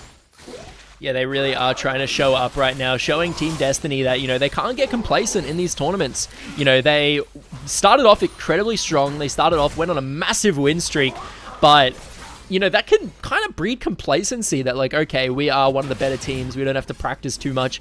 But then, you know, in the meantime, these teams that are kind of, like, started off towards the bottom, took a few Ls, you know, they really did take that personally, and they grinded. They have improved. So many of these lower tier teams, we've seen that improvement over the course of the season, and you know, this is just really showing the fruits of their labor. We're seeing Casuarina Gentlemen taking Team Destiny to Soul Point nearly, almost a full 10k gold lead at 20 minutes into this game, and they do have Cog Lulu and Rast online, as well as the Zillion. So much scaling on the side of Destiny, but you know, again, it's going to be on the onus of Team Casuarina Gentlemen to decide if they want to let Destiny get to that point where they are going to come online. So they have started the Drake. Yeah, this is going to be a very risky 50-50, I'm not going to lie, but I kind of respect it at the same time. Here we go, Stormbringer dashes on. Aceco is going to be the first target. Beautiful double stun, though, does find its way onto Malix and Bin Laden. They find Malix. Meanwhile, they do have Jimbo Baggins in the pit. Death Realm is popped onto Iron Sigma. He's unfortunately going to lose that 1v1. Iron Sigma is going to grab it, and now we see Casuarina Gentlemen reaching back around onto the Baron. Beautiful stun, finds itself onto Frog Spotter. Ardmona using that Bio Arcane Barrage onto the team. Here we go, Aceco into the pit. He does have Smite available, looking to steal it. He gets the steal. Beautifully done. Zillion ult is there to keep him alive. Conditioner forced to flash away on 1 health. Iron Sigma barely dodging out of the stuns coming from DST Guard. And now Destiny are just trying to back out. They've got the dragon. They don't need to overchase. They just want to keep as many Baron buffs alive as they can. And that is exactly the risk you ran as Casuarina Gentlemen, going for that kind of a play. You have the lead. You have Soul Point coming up. You have the win con. Instead, you go for the 50-50 Baron, and you unfortunately do lose the 50-50 Baron. Aceco, with a beautifully game-saving steal, is now going to put Destiny into a position where they can claw themselves back into this game. Man, it's just rough. I think they actually win the 50-50 Baron if Bin Laden doesn't go over the wall with Malix. Maddox took the TP on the other side of the pit where the blast cone was, and if he just takes a step onto the blast cone, pops it, there's like not much other way for the rest of Destiny to get into the pit. As soon as Bin Laden jumped over the wall, Jimbo Baggins had already TP'd and altered Iron Sigma. Granted, Iron Sigma killed him, but if you had 5 people to burst him down, Iron Sigma would have killed him quicker, and he would have had an extra team member to tank the Baron. I think they would have won that. It might have been a misplay from Bin Laden, unfortunately. He'd been playing so well this game, and been abusing his lead so well, but just a bit overzealous again. Just jumping over the wall. Didn't really have the vision, I suppose. He kind of got caught by the zillion bombs. Absolutely. Well, it does look like Shield Bow is going to be the second item here of Ardmona. I do think Randuin's is good as well here as a third. I do think you definitely want to get Randuin's at some point, just because of how strong this Volibear is, as well as Conditioner and Iron Sigma.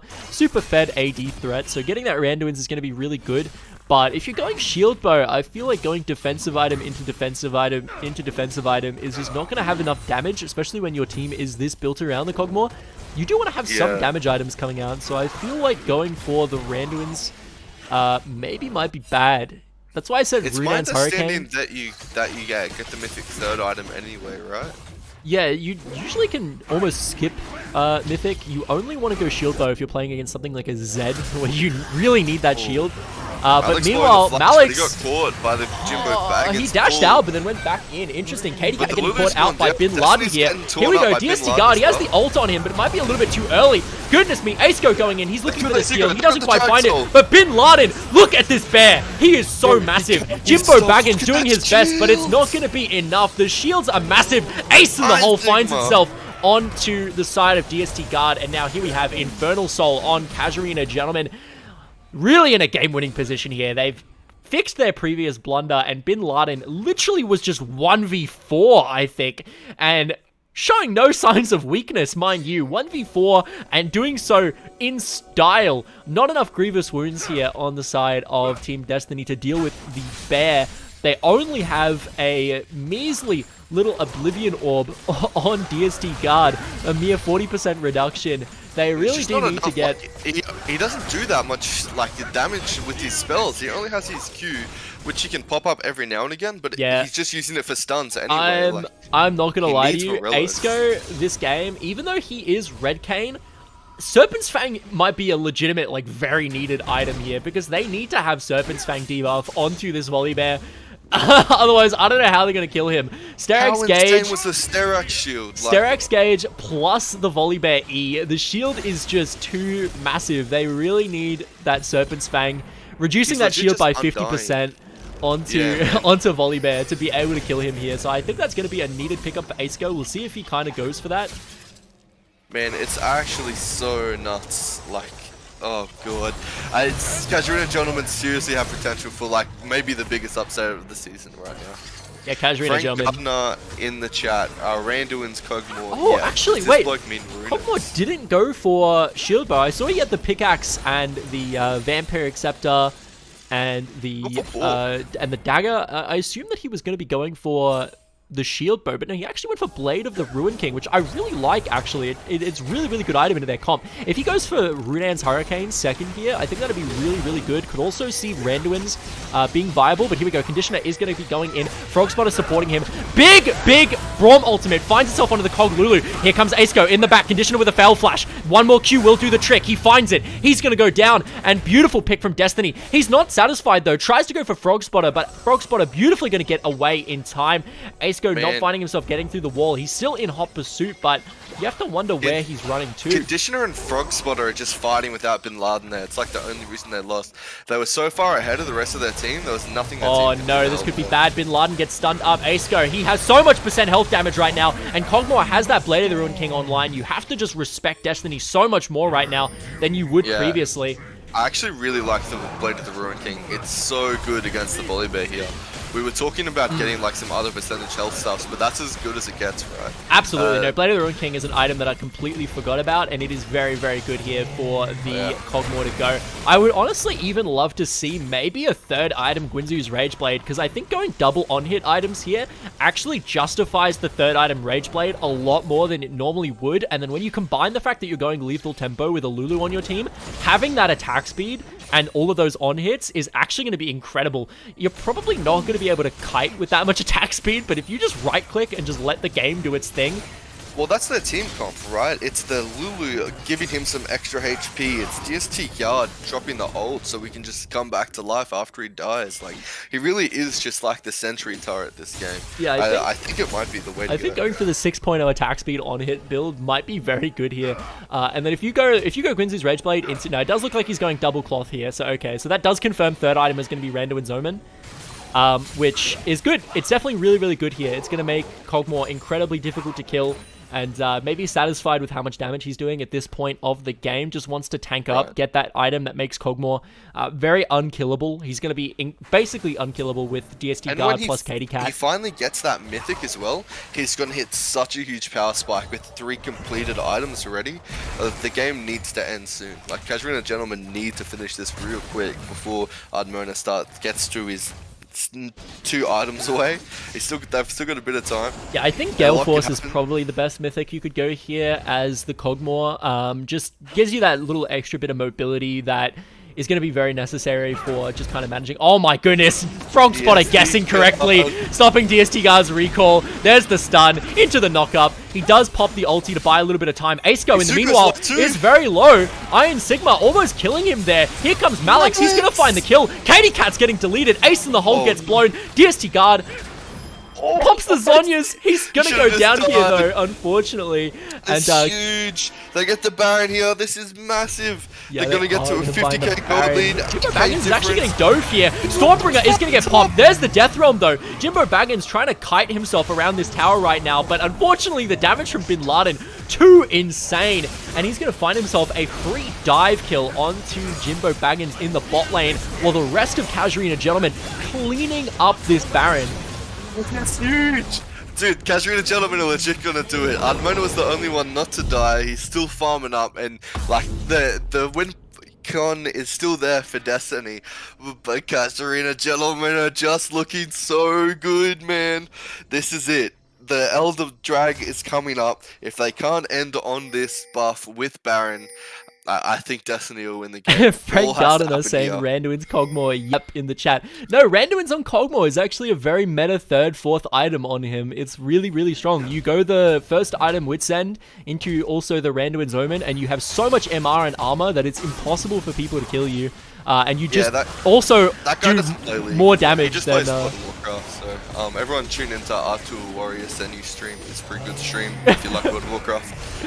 Absolutely, but the Elder Dragon is going uncontested here. Yeah, this Elder Dragon is probably going to be GG. They have Baron, they have Soul, they have Elder Dragon, and to anyone who doesn't know, second Baron buff plus Dragon Soul plus Elder Dragon is basically the inbuilt Exodia mechanic into League of Legends that basically guarantees that the game ends at a certain point and stops stalemates. So we're about to see that in action.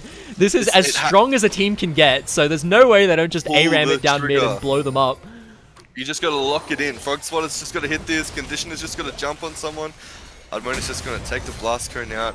Keep taking these towers, keep raking up this gold. Interesting locket just there. Pops it out of pure respect, I guess, but here we go. They're just gonna ARAM it down. This is definitely what they should be doing. They have Bin Laden even split pushing in the bot lane, which I don't even know is all that necessary at this point. You could probably just blow Stormbringer onto the tower and take it, and there's nothing they can really do.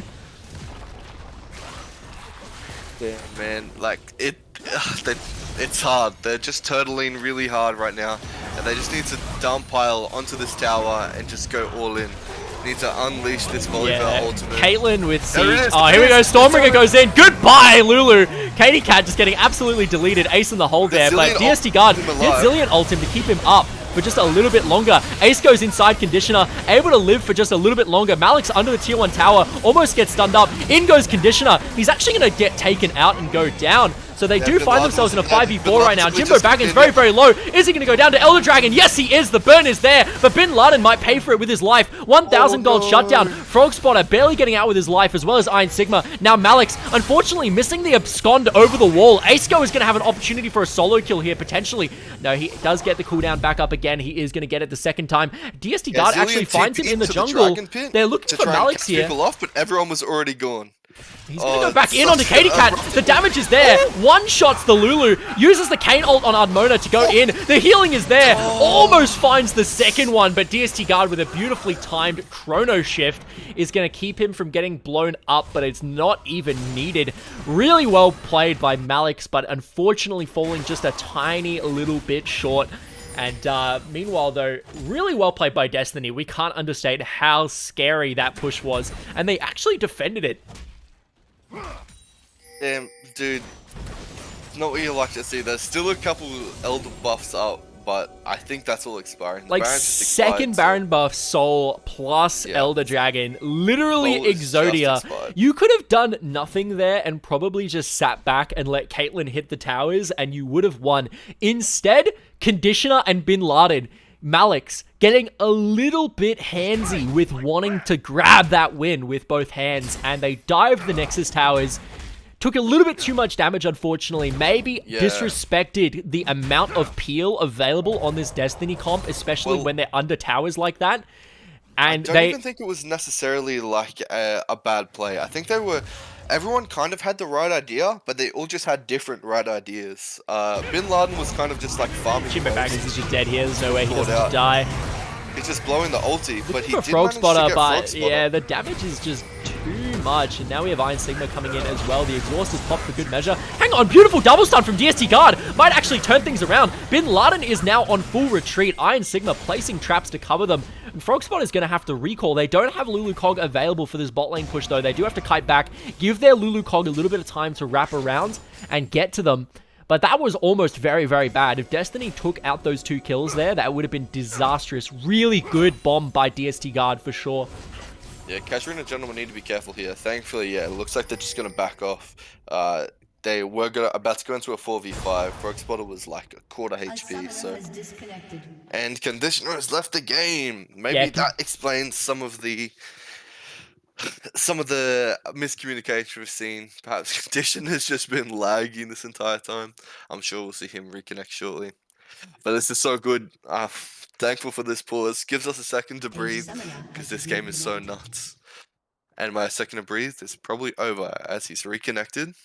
We'll probably restart any second now. Any second now. I guess they're just waiting for him to load back in. Oh, damn. Hado is raging. Mac is Wi-Fi, apparently. Well, you get that when you're playing in Casuarina, I suppose. It's tense. There's a 10k gold lead right now. The game has been resumed. There is 11 kill diff, a drag soul diff, 4 towers. This might be the closest game we've had so far all season. Destiny on the back foot, but again, they have Coglulu. Kog'Maw is 3-1-3. This Kog'Maw now has Randuin's Omen online. He has Balmy Cinder built. It's looking like he's going for Sunfire Cape for his mythic here. Could be massive. Man. We'll see. Either he's going Sunfire Cape or he's going for Frostfire Gauntlet. Either one. Did you just have a pause, by the way? I did have a little pause there. I'm at 3. I'm on 57. 50. Yeah, I'm same. Alright, sweet. Yeah, look, it's tense, man. This game needs to end real quick. Like you said, this Kog'Maw is scaling up. He's getting all the items that he needs. Goodness me. It's so scary when Katie Cat and Frog Spotter meet like that in ward fights, because even though it's support and support, Braum has Infernal Souls. He just does like tons of random damage. DST Guard going to be disconnecting now. Looks like there's just a little bit of internet drama going on around the place. Yeah, it must be Telstra out in Casuarina, I guess. Everyone's struggling at the moment. Yeah, definitely is a little bit. It's so hard. Kog'Maw, you know, he's got those skills. He's been farming pretty well. This game, you're right. This has potential to be like one of the best games of the season. I want to see Kog'Maw just go for a damage item here. He's going for the Mythic now, but I feel like just getting the Guinzu's Rage Blade here is just going to be so much better. Maybe he's feeling a little bit pressed still, feeling like Conditioner and Bin Laden and Iron Sigma are just still a little bit too scary, able to burst him a little bit too quickly. So just trying to tank up a little bit more. But I definitely think if he does go for this item, he needs to get Guinzu's Rage Blade last item. He needs to go for some like all-in damage for sure. There's no way that he is just going to be able to go for something like a like a GA and win this game. He needs more damage coming out of this Cogmore right now to melt the team. I actually don't like the Barmy Cinder here. I think I don't either. Regardless of the mythic that he gets, he's going to the mythic passive that he gets from all the items that he's already built. Oh, they've actually just found out Jimbo. Yeah, Jimbo is probably going to die here unless he gets a beautiful turnaround on Malix. Actually, he does land the pull. This is going to be lots of damage. He's surrounded, but he might find this. No, he misses the Q. That's disastrous. If he landed that one, maybe he had it, but that is going to be probably a free Baron here. I'm in a bit of a pause. I don't know about you. Yeah, it's just the stream catching up after the pause again. Yeah, there we go. We are back. 47, 48. Oh, you're a couple ahead of me. I'll just fast forward 50, 51, 52, 53. Yeah, perfect. So Ardmona. Here we go. Aceco's done it once. Can Aceco do it twice? The Bio Arcane barrages over the wall are threatening. DST Guard taking a little bit of poke from Iron Sigma. He has to watch out. But all eyes are going to be on Ardmona and Aceco here. The Cogmore threat combined. No, they do actually get off the Baron. They're just looking to chase down the members of Team Destiny. Stormbringer comes through, but Aceco with a great knockup does pop the ulti just in time. He maybe is getting chased here. Beautiful usage, though, going over the wall. Iron Sigma flashing forward. They do find Aceco. No jungler available to stop this Baron now. And now it looks like Casuarina, gentlemen, they might be looking to just run it down mid and close this one out. Conditioner getting peeled nicely. And look at Cogmore's damage. It's just not enough. That's what I'm saying. He got 3 auto attacks there onto Xin Zhao, and it barely tickled him. He needs more damage. You can't go for Randuin's Omen, Wit's End, and then also look for a tank mythic. It's just like going for a couple tank items on Cogmore, very good, but it has like a point of no return where, you know, you get too many tank items and then you just don't do enough damage. But we are seeing them actually, they're playing this one slow. So bad. The inhib came back up, so they couldn't keep pushing, and they kind of ran down bot side to see if there was a wave there, and there wasn't, and they actually just got caught. Frog Spotter paid for it with his life, but everyone's backing.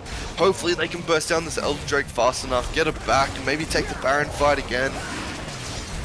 Man, it's so close. I'm like chomping at the bits for this one. Frank Gardner in the chat.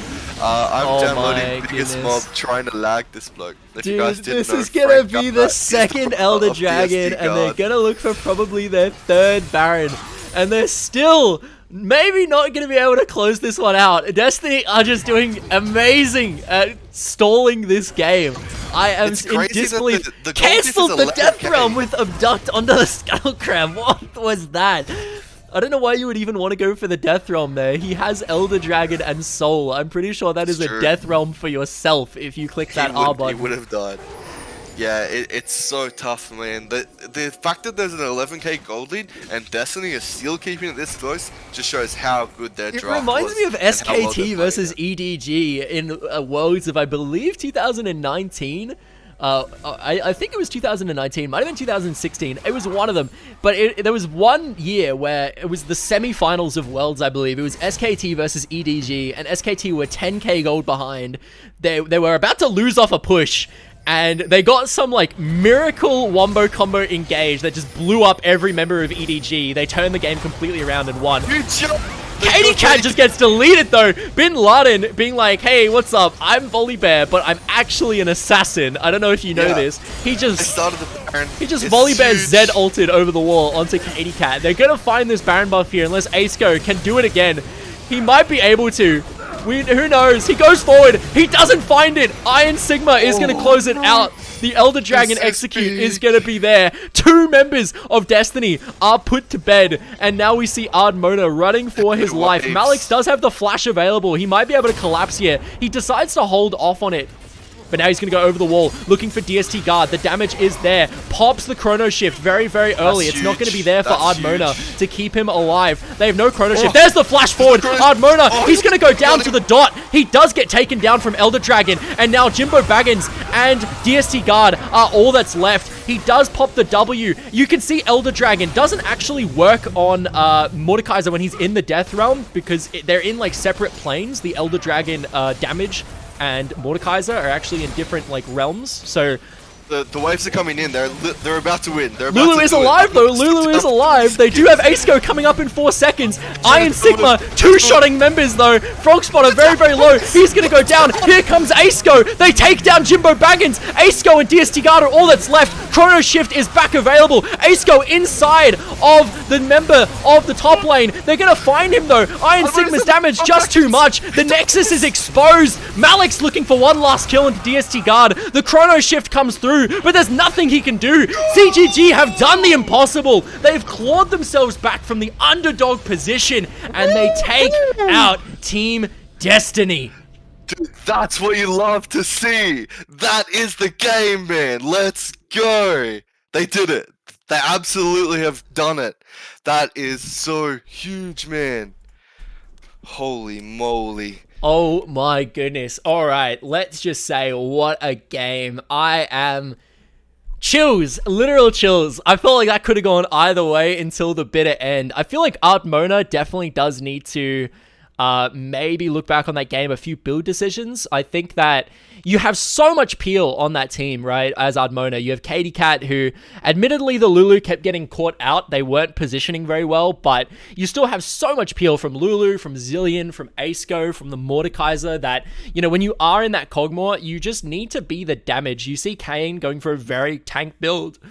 You see Mordekaiser going for, the typical Mordekaiser build, but very kind of bruiser-ish. And then you have a Zillion mid who is, very much a utility mage for the most part, control mage. You really just do need to be the damage.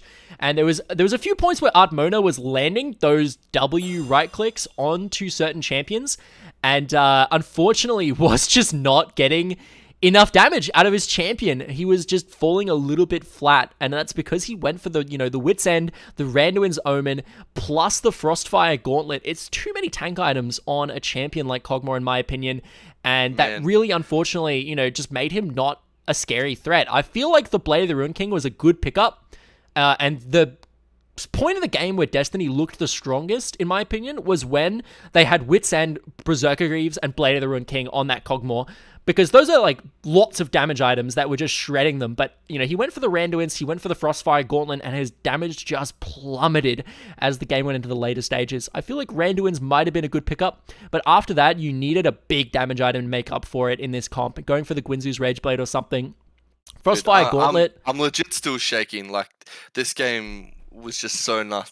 The implications it has for the rest of the season are so big. As a player, absolutely, you love to see it. Like, it's so crazy. Like, you're right. I think when we're just looking at the graphs and stuff here, Ardmona didn't have enough damage. Building the Frostfire at the end, the Mythic passive just gives you health and size, which is not what you want as Cogmore.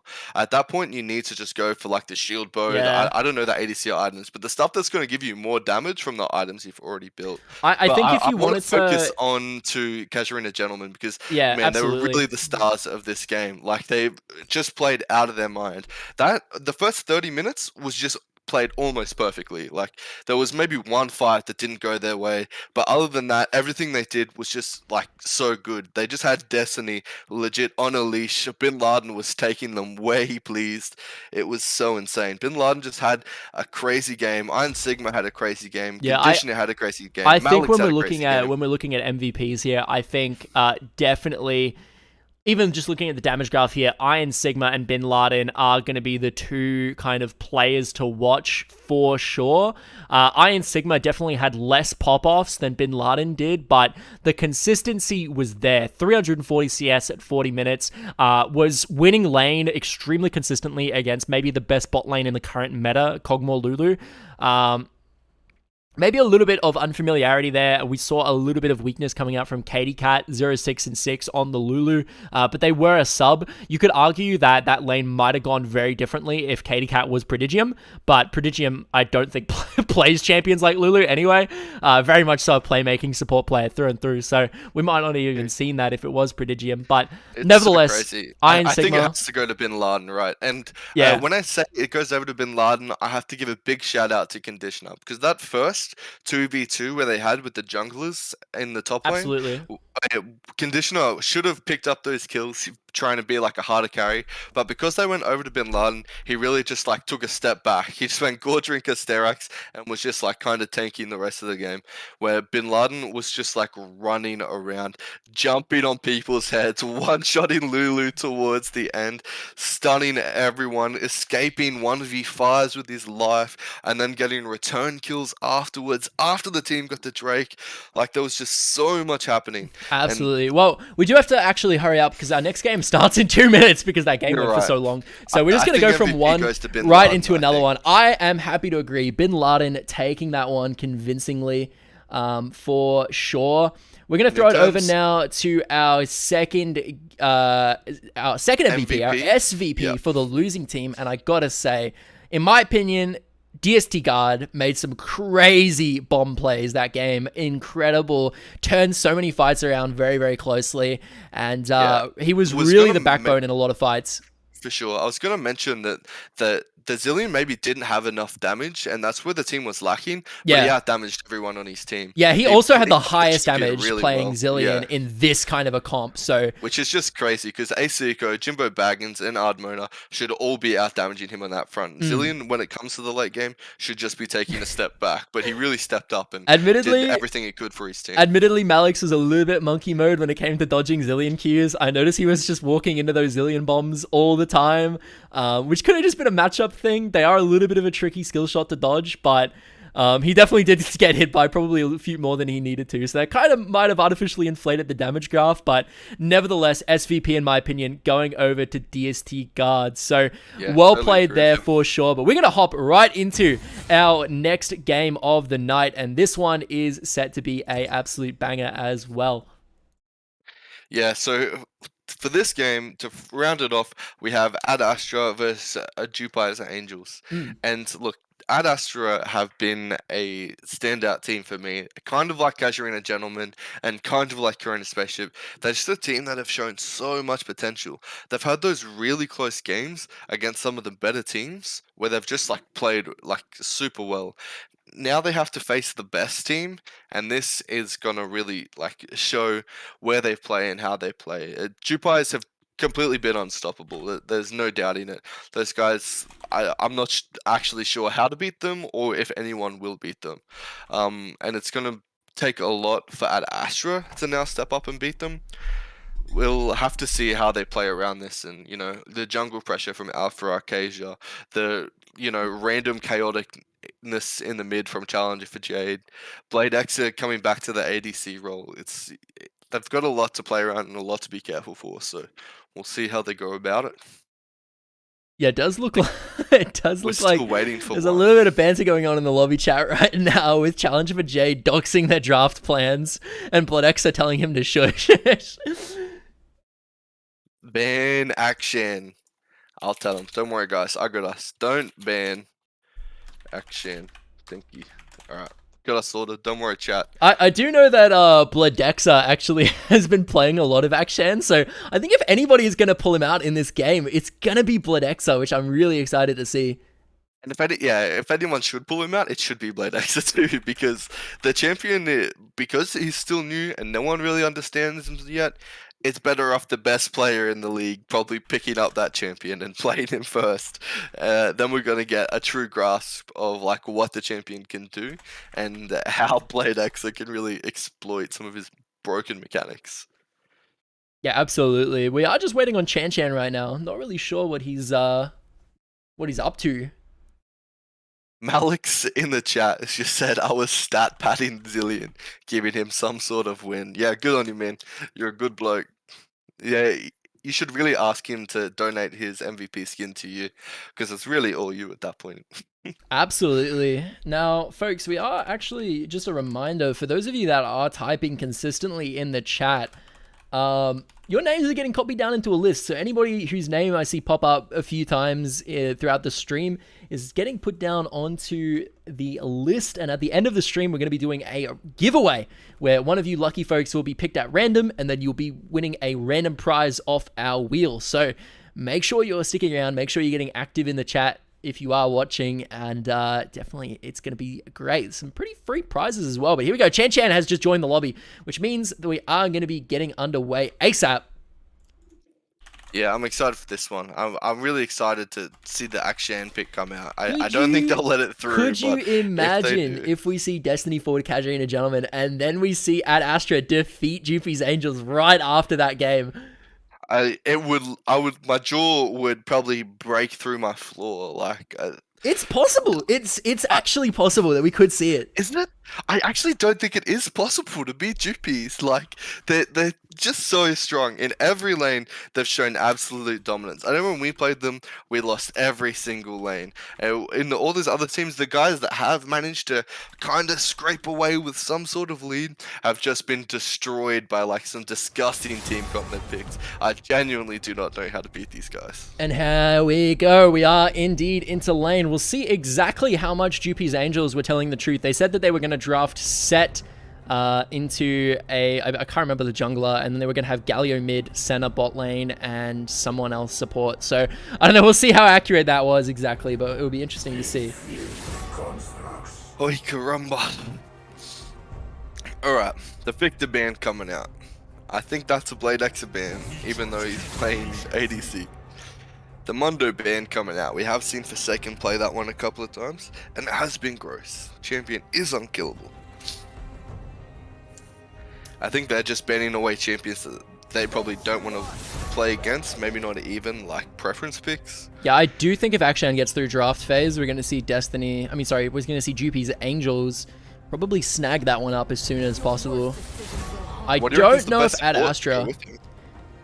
Best support to pair with him, I imagine that Braum is actually quite oppressive, but at the same time, I think because of how mobile he is, I think Yuumi is probably hilarious, because Yuumi can just go for like a ride with him, right? Like, and also you could probably make some crazy Yuumi ult plays with that, like with the hook shot as well, hook shotting the Yuumi ult into the back line. I don't know, I want to see it happen, but would be yuck. We'll see. We'll see how it goes. Backwards and almost like hook shot around to the back of the team. If you go to like almost 280 degrees, that would be pretty epic. We're gonna see it though. Shen is gonna be the first lock-in. Akshan is open. Oh my god, are we gonna see it? Let's go. Let's go. Come on. Surely not. Surely. Let's go. I'm so excited. Yes. Let's go. Trolled. They're trolling. No. Blood Exa has been playing it. Blood Exa has actually been spamming it. So this is the most legit Akshan hover we'll see. I'm praying to Jewpies Angels. James Pudney, man. Please make it happen, man. Lock it. There it is. Akshan has been locked in game 6 of the round 6. This is our first action game ever in NTEL. It's gonna be huge. We can imagine it's going on Challenger for Jade and Blade Exa, two of the best players in the league right now. Regardless, I think we're gonna see an absolute show in this one. Challenger for Jade. If I'm at Astra right now, I'm just wetting myself. It's so scary to play against a champion you've never played. Oh, there's gonna be before. Yi. That's gonna be Challenge for Jade. Master Yi mid, more than likely. They do have to watch out for that one. Challenge for Jade, known for his Master Yi mid pocket pick a little bit.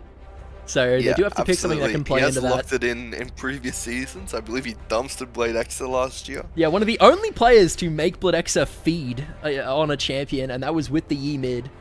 Yeah, and he got recruited. He got scouted, and look at him now. He's locking it in against Easy Doctor, who has been another standout player for Ad Astra. Let's see how he responds. I think the Shen in the top lane could be pretty big as well. Being able to Shen ult the scoundrel that Akshan is trying to kill to get the revive could be huge. You could legit save your team having to fight like 4 more people. I also wouldn't be surprised if we see some kind of teleport shenanigans from Jewpies Angels. They did it earlier this season where they all took teleport.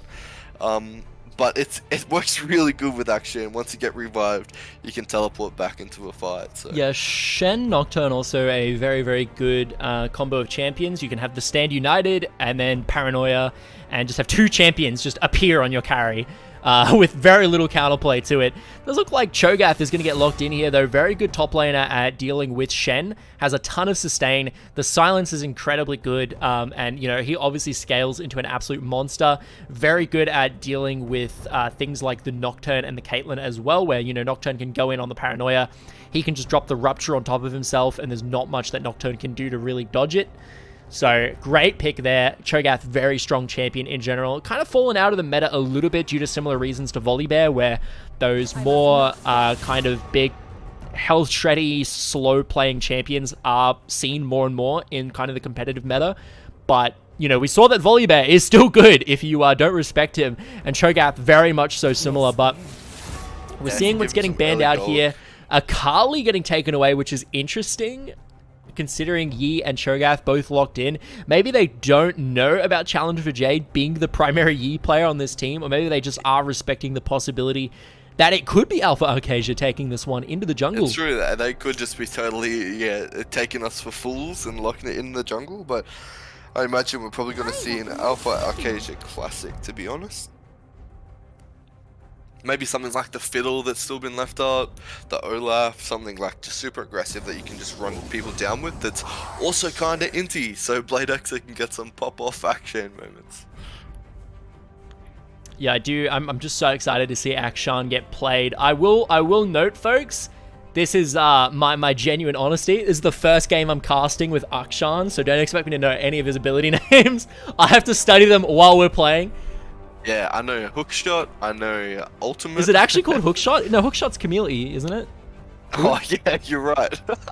I don't know, but that's what I'll call it. Yeah, he's Hookshot. I'll look it up. I'll look it up right now. I'll look it up right now for us. And Aurelia coming out too. What is going on? That actually is Master Yi Jungle. That actually is Master Yi Jungle. I guess they did take us for fools. The challenger for Jade is getting Aurelia. Right, he's just absolutely busted in the mid lane right now. Passive dirty fighting. Q Avengerang. W going rogue. E is heroic swing. Heroic swing. And then R is comeuppance.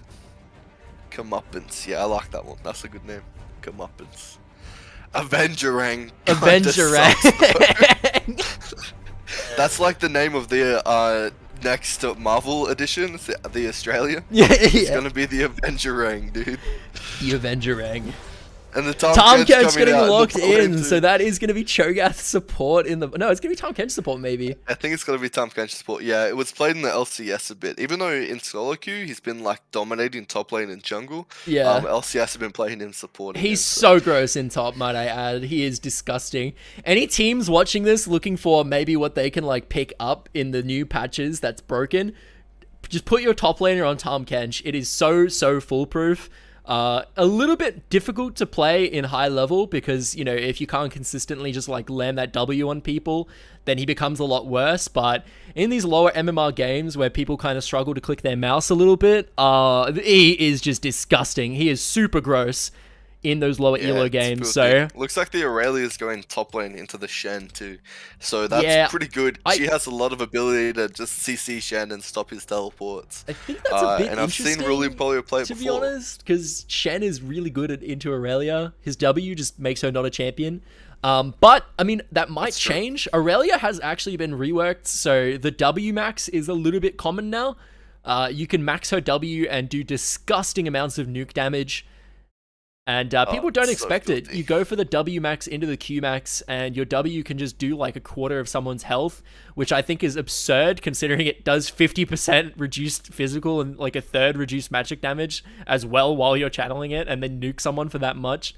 I think it's a bit of an overloaded ability right now. I think they kind of overbuffed it. Would expect it to get nerfed, but I mean, hey, while it's here, why not abuse it in tournament play? And it looks like Jewpies Angels are doing just that. But Xshan is on the board. Can't wait to see this one. Can't wait to see it. Just before we get into this game, before we get into sponsors, I'll just mention again that the Press Start event is coming. It's the mid-season party that Next Year Entertainment is hooking up with Next Year Gaming and Esports to sort out. It's going to be at the Tracy Village Social and Sports Club. It's going to be on Saturday, the 7th of August, which is not next Saturday, but the Saturday after.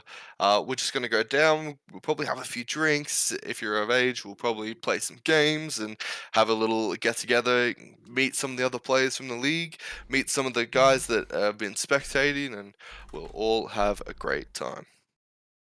Absolutely, but talking about our sponsors here, again, shout out to Paul's Iced Coffee, celebrating 60 years in the Territory, the Northern Territory Government, and McDonald's Group Darwin, who are responsible for the majority of McDonald's stores in the Darwin-Palmerston areas. So big shout outs to them. I was telling my tale just a little bit before how, McDonald's really are just lifesavers.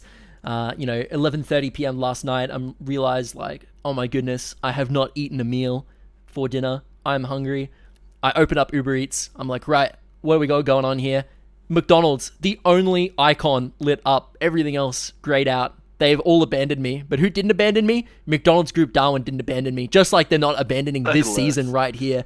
Absolutely bless their socks. Truly our heroes. And I had a delicious McChicken meal for dinner as a result. So big shout outs to them. In the meantime, our minor sponsors as well, all these great local businesses. I'm sure many of you have gone to at least one of the places on here in the past, and they are all our beautiful minor sponsors as well. Now, all these great local businesses you're seeing on your screen, if you are an NTEL competitor, just a reminder that you can actually get some discounts at everywhere here. Just all you have to do is make sure to head over to the website. I believe there's a list of what you have to do. It'll give you an icon, and all you do is you just show them that badge kind of that you are a competitor, and they'll give you the corresponding discount. Yeah, I know myself. Huge for us guys, there's the best way for us to get more support with these streams and these games, these competitions, and the whole, NT Esports is to support our supporters. If you need your tax done right now, go see Bell Accounting. If you need a feed, go see Macca's. Go to District North. All of these places have just been so huge in helping us get all of this rolling, and we're glad to have them on board. But we need to show them our support so we can get them back next year and just keep escalating and having these huge seasons where we can have so much fun like we've had today. Absolutely. And I mean, all of these discounts are definitely legit. I myself went to Wicked Energy not that long ago, picked myself up some G Fuel, and I got I believe it was 5 or 10% off my order, just, basically for free, just by saying hey, I'm, involved with NTEL, and they're like, yep, and they threw that one on for me. So really friendly staff as well, and, basically just saving yourself a little bit of money. So make sure to keep all these places in mind, folks, and give them your support. Hashtag support local down the bottom there, as you can see. But it's time to hop into the game as we are throwing it over to the Rift. We're about to hop into game 6. Bit of a pause. I'm just at 5 seconds, 6 seconds, 7. Yeah, 8. basically the same here. Nice. Alright, we're gonna get it going. There's some pings coming out from Jewpies Angels. Bit of an invade through the Tri-Brush here, potentially. Tri-Brush. And at Astra just going for maybe a 5-point.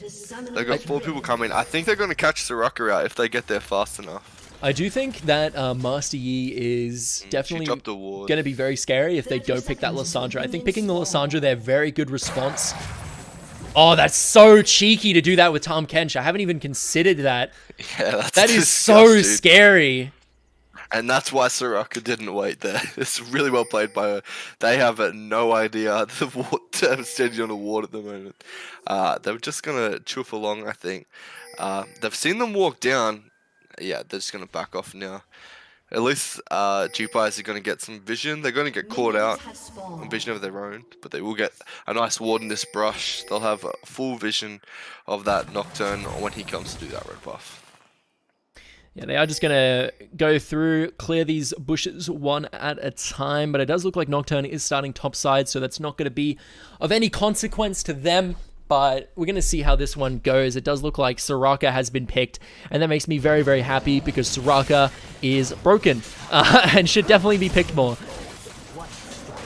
Now, to anyone not aware, the Akshan passive is a lot like Vayne/Set passive, where every second auto attack from Akshan will be done significantly faster, similar in the way that Set has his, but it doesn't do any bonus damage. Instead, it helps proc his 3-hit passive, which, when procced, it's like Vayne, but instead of giving damage, it actually gives Akshan a shield. And a bit of move speed as well, I think. Oh, big double knock-up into the Avengerang. That name is going to be so silly to say. Avengerang. The Avengerang, dude. It reminds me of when Zoe came out and I had to cast that, and I was like saying Sleepy Trouble Bubble for the first time. Here we go. Really, Empoleon, though, showing why Aurelia is so scary when she gets those Ionian fervor stacks going. Oh, yeah, it's yuck. It's going to be so hard for Shen to deal with, too, especially when he doesn't have his shield up to block those auto attacks. He's not recalling either. He is just sticking around. Yeah, man, the power creep on Akshan is actually so disgusting. He legit has like 5 people's passive in his passive. He's got Lucian's 2 auto proc. He's got Vayne's 3 auto proc. Then he has, you're right, he has Set's double auto like move speedy, shoot you twice type deal. Like, man, it's so yuck. And he has infinite invisibility when he wants to go roam up to the mid lane and to the jungle. The champion's so gross, and Blade X is going to put that on display right now. Yeah, absolutely. He is just going to be a very big menace in this game. Appearing to him not quite hitting the knockup. I think he thinks that bush to the left is the warded. That's why he's just sitting in the mid bush. Otherwise, he probably would have knocked someone up there. Nocturne is down bot, and the wave is pushing towards Jewpies just as they had hoped. So I don't think too much is going to come of that. It looks like he's going to sneak in for a lane gank, while Alpha Arcasia is running into Easy Doctor. The red buff is burning, but it's not going to be enough. Ajunta Moon's gone in, and that's the heroic swing. He's done it. They don't see Curatine, and here he comes. There we go. Bledexa is going to get feared up. This could be bad. The Avengerang almost catches Chan Chan, but not quite. Adream Meme forced to flash away, and I gotta say, do you guys like that little bit of fog of war play to show that Curatine wasn't seen? Goodness, really getting better at the camera controls as the season goes by. What a streamer, man. Yeah, that was right. Once again, Curatine has just shown time and time again how much he's stepped up this season. The fact that he just waited, like he was so patient for the heroic swing to come out before he engaged there, and then he just hit the fear. Bladex had nowhere to go. Here we go, we've got Aurelian Polio and Forsaken going for a bit of a trade here. The Ionian Fervor is procced. He's a level behind, but it doesn't even matter. The fact that Aurelia just is this dominant in trades with a level behind. So auto, but he hit the Q. It's all happening. Oh, Challenge for Jade also getting a kill in the mid lane as well. Look at him go. Beautifully done. Man, it's all happening. It's unfortunate we're not seeing this action pop off, but of course, Aurelian Polio and Challenge for Jade are making up for it. The Aurelia is so disgusting this batch too. She is going to go back, get a nice early CS lead, early kill. I think that's Shen's going to be going for that Blade of the Ruined King first here, yeah, definitely. There's 2 builds that you can kind of go. There's the Gore Drinker Sterax build, which is just all about tankiness, which usually you go if you're going for that W max, but there's also the Q max, typical kind of Aurelia DPS build with the Blade of the Ruined King first into the second item, Divine Sunderer usually. So probably going to be going for that build, we'll see, but I mean, at the same time, I'm keen to see this Akshan do some work. He kind of got, unfortunately, baited a little bit with a counter gank there, but we'll see how it all turns out. Aurelia returning to the top lane here. Farming those Raptors there, but, you know, he's revealed that he's not bot, so they're going to make an engage. Not just going to miss out, unfortunately. The Storm Kench is kind of, they're all relying on the Storm Kench hitting that knockup. It's so huge, an ability like that, just on your W Granted, it has like a 20-second cooldown at level 1, but man, it's so gross. Challenge of Jade, just hitting knock up after knock up. Marcy's in there. It The is ulti comes out. The challenge for Jade's Easy just Doctor. He might be able to get out here, Nice actually. He jump. pops the ult. Alpha Arcasia might die to this tower shot. No, he does have Meditate available. And Om Nom Nom, challenge for Jade. Grabbing that one away with the feast. Might I add, I'm a Tom couple Kench, seconds ahead of him. he literally, like, his W is just Malphite ult on a 21-second cooldown. It is really gross. Yeah, you're not wrong. And there it is again. Look at that. It's the story. Oh, I think you are well ahead of me. Yeah, excuse me. What 645, time 646, 647, 648, 649. 50, 50. Oh, here we go. Action going in. Beautiful knock-up coming in Nice from knock-up. They've got Challenge 4 with Jade. down bots. Big It's dive here. definitely a Alpha dive. Arcasia using the Alpha Strike to reset the tower Dream aggro. to meme, A Dream to tanking. Meme, tanking to the max. And really Empoleon up in the top side while this is going on. gonna Just get grabbing a Forsaken as well. freebie onto the Forsaken. Man, it's just so hard to deal with. Really, Polio is, I think, been consistently the best top laner in the league again this year. He has just been unstoppable. The guy plays so aggressive and just dunks on like every lane that he plays. He's been doing really, really well. The only times he's been underperforming is when he's been camp ganked, and when that happens, they've just been getting huge leads on the bottom side of the map. Like, he just draws so much pressure or just pops off. He's been Definitely. playing really And well. we're seeing Jewpies Angels, right? Like the team coordination there is really what sets them apart from other teams. Like Yi went in, he got the tower aggro, he reset it with the Alpha Strike, and then Tom Kench took tower aggro. He tanked as much as he could on the outside, popped the shield, went out of tower range, basically like absorbed as much damage as possible, and they were just able to grab 2 free kills at this early into the game. Only 8 minutes on the bot side, and you know, that was maybe the lane that was doing the best was their bot lane. You know, they had a beautiful kind of lead given from Keratine onto Bladexa, but they just shut it down so easily with a well-placed dive. And that's kind of the power of Jewpies Angels, right? Like where an individual might fail, the team will come to back them up and get them back ahead and get them in the lead. But here we go. Easy Doctor going in on challenge for Jade. Frozen Tomb is popped. Here comes Chan Chan. Paranoia is sure to follow, and huge Keratine ults all following coming that one around up. there.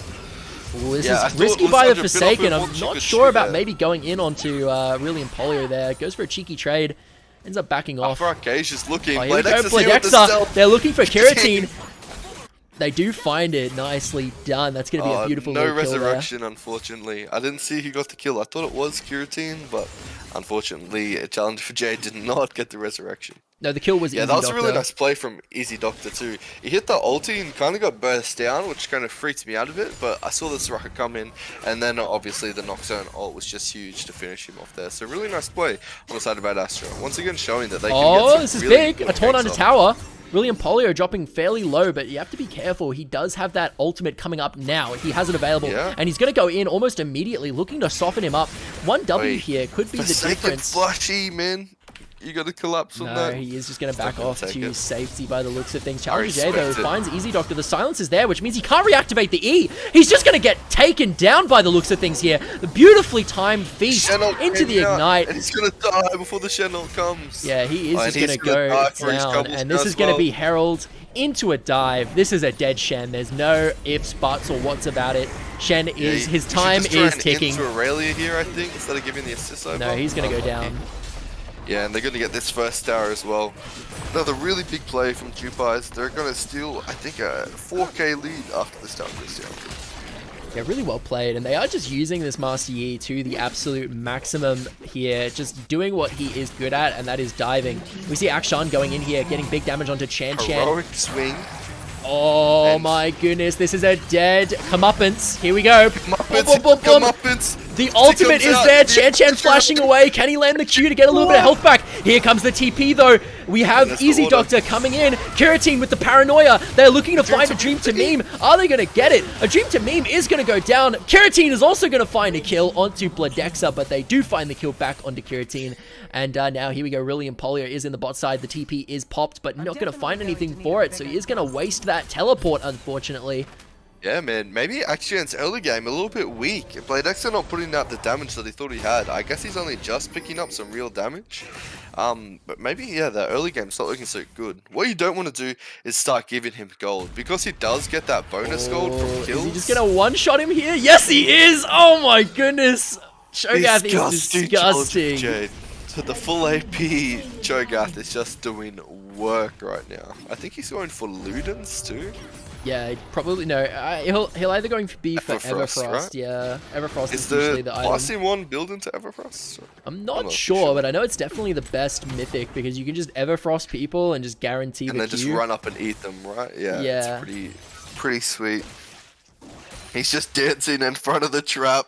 That's challenger for Jade, boys. What are you gonna do? We do They see don't know Bledexa going Bledexa's in here, here the though. Avenger Ring. Misses No the knock-up. Avenger Hang, misses the knock-up. The Abyssal Challenger Voyage. for Jade, making the play. Still dancing on him. Oh, And yeah, Alpha Highlander onto Arcadia Easy Doctor. unlocking the He's Alpha just going to Strike. get out of that one. Unfortunately, not catch going to be him. able to grab the kill. Kiratine does actually find him here. Looking to land the Fear. He does connect the Fear, actually. A Dream to Meme doesn't have the ultimate to save him, and he's going to go down. Having to pop the W. No, but he cancels it. They're going to go after him. I did not know it worked that way. That is so good. They're going to catch Dream to Meme there too. Yeah, no, you Nice can cancel couple the trades starting back there. animation. It looks like they didn't even know it worked that way because Forsaken was the only one that went in with the taunt and actually Yeah, canceled they it. walked off, right? When he goes up, as soon as, because he goes under before he comes back up on the other side. Like, it's not instant, so I thought when he goes Wait, they might under, actually maybe find he'll come up. none other than Challenger for Jade in the mid lane. Yes, they are. Kiratine is just all over the place right now. He's picking up kills left, right, and center with this Stride Breaker finished.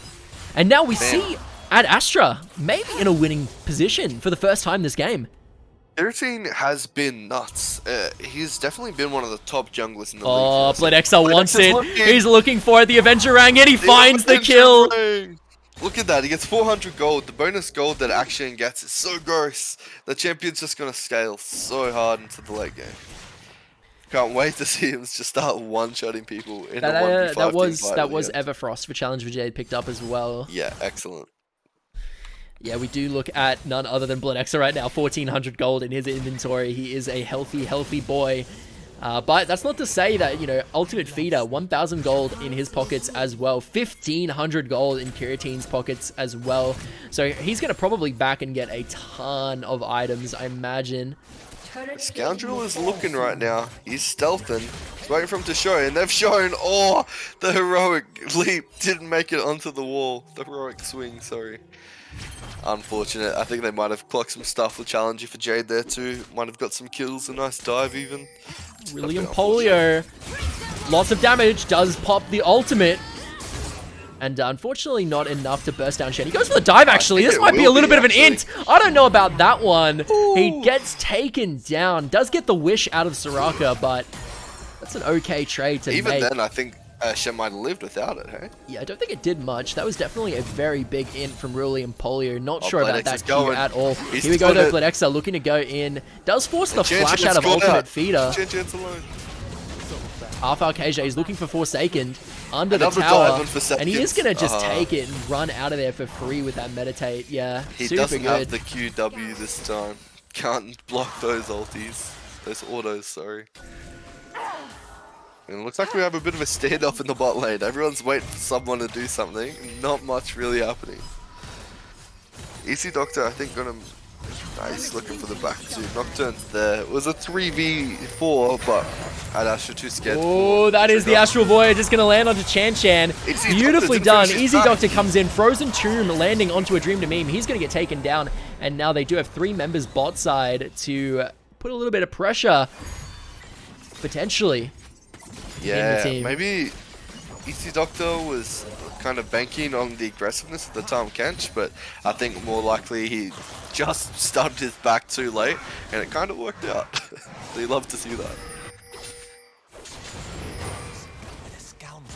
You do have Bledexa coming in here, doing a little bit of a sneaky sneak. He's got the ulti, he's got the comeuppance. I'm pretty sure it does a lot of damage, but he can just hide It does behind more the tower damage the too. longer you channel it for, I believe. Right.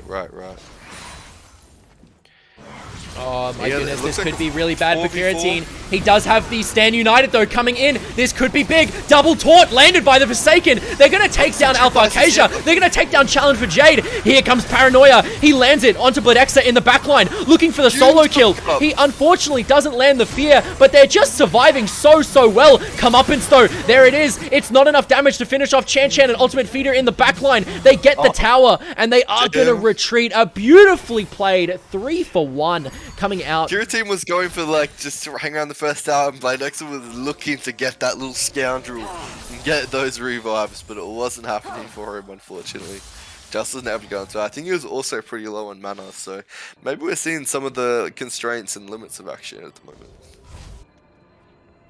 Maybe his early to mid game just isn't super strong, and maybe he really is built for just like cleaning up those late game fights at the Dragon Pit and the Baron Pit.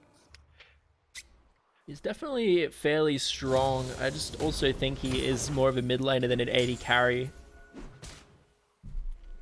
Usually a champion that wants to get into the middle of things. Having a XP lead is good for that from a mid lane. Everyone's kind of gathering around this drag pit, kind of waiting for something to happen. Not enough sweepers. Challenge for Jade standing on a couple of wards there, but they're just going to drag it out. Give it a start. He does have the ulti up, so we can steal this if big 4-man knock-up into a ton of CC. Here we go. This is going to be a big fight for Jewpies Angels. Kiratine is actually on the side of... Really, Polio's in the back line. Alpha Arcasia is just cleaning house here right now. Yeah. Kiratine, unfortunately, doesn't actually find Bloodexer. Uses the Paranoia. He's going back in, actually, and doesn't even find him. Easy Doctor barely getting away with his life. I believe he gets the shield just for auto attacking, right? Every second auto he gets the shield. Alpha Arcasia actually running in. He gets the shield for proccing his 3-hit passive. He's going to get taken down. Alpha Arcasia looks like he's going to get out of this one. That Highlander just lasting forever. That is going to be an ace for Jewpies Angels. They're on soul point as well. Yeah, they're going to take 2 towers here, I think. Just clear it a couple of waves. They've still got heaps up. They still have the comeuppance, and the Aurelia ult's coming back up too, so they can take another fight if it comes up. Bladex is looking for the heroic swing to try and kill this. Gotta say, that was just all Challenger for Jade there. 4-man Rupture to kick off a team fight. What more can you ask for out of your Cho'Gath? 4-man Rupture into a Flash Everfrost. Just was a death sentence of a play from Challenger Jade. Hold on, he might actually catch out Soraka here. Comeuppance is channeled. Bang, bang, bang, bang, bang, and there it is. Bloodexer taking out a target for the first time with that ultimate. Nicely done. Here we go, though. Alpha Arcasia's going in. We see the engage being played by Tahm Kench as well, and they're going to find the Forsaken lacking in the mid lane, falling asleep at the keyboard, and he is going to get taken down. Yeah, it's all happening. Look at that heroic swing. Disgusting. Yeah, it looks like the Jewpies are going to sneak away with this one, as expected. They're about 8k up at the moment. They're looking pretty good. It's still pretty early days. Baron's up in just about a minute. I feel like they probably could go for it. Maybe. Definitely is going to be something to watch for. They're going to grab the Heralds here. Fairly good, as they do have that tier 3 exposed. They can use the Herald to break it in with relative ease. And Challenge for Jade, I think, gonna eat that one, try and get a nice stack happening. Or not. Interesting. I wonder how many stacks he has. He only has 2 stacks. I wonder if that's intentional. There's been a few times where, like, he intentionally didn't eat the dragon or the Rift Herald there. And I wonder if that's because he's playing a bit more of like an AP bruiser type. He's not so much trying to have like the huge hitbox he can just wail on. That can be a detriment when your team dies. Interesting. I might check that out with him after the game. No, he's allowed to go the squishy build, because if you die, Akshan just revives you. It's fine. Exactly right. But when it comes to just not like eating, not stacking up your ult, I'm just wondering if that's like an intentional move by him, because I've just seen him miss a few opportunities where he could have got that there. Definitely. It does look like Easy Doctor is going to go for the Leandri's Torment this game. I know that is a very good item on Lissandra. Typically a toss-up between Leandri's Torment or that Luden's Echo. Oh my God, honestly, you could really argue the Luden's Echo this game, but Leandri is also very, very good at dealing with the Cho'Gath, dealing with the Tahm Kench, so no surprise there that he went for that item. Can definitely respect it. The Yi is going for the Baron. They're just showing mid, so they kind of have no idea. Action's going over now to land a bit more damage. challenge for Jade's just not going super well for him at the moment. But they have no idea. Really, Bolio showing in the mid. Yeah, this is going to be a 21-minute Baron for sure. A nice bit of extra gold in the pocket for Jewpies. I think it's going to increase it to just about 10k, about 9k now. And they're just going to all in. They're going to look for a nice little pick here onto William Polio. Beautifully done, and that's going to be Ace in the hole, finishing that one off for Ultimate Feeder. Huge, yeah, nice Caitlyn ult coming out. Man, yeah, even still, like, good trade. I don't think the drag's coming up in a minute. I think Brilliant Polio is still going to be up in time. How long does he have on the TP? I can't see, unfortunately.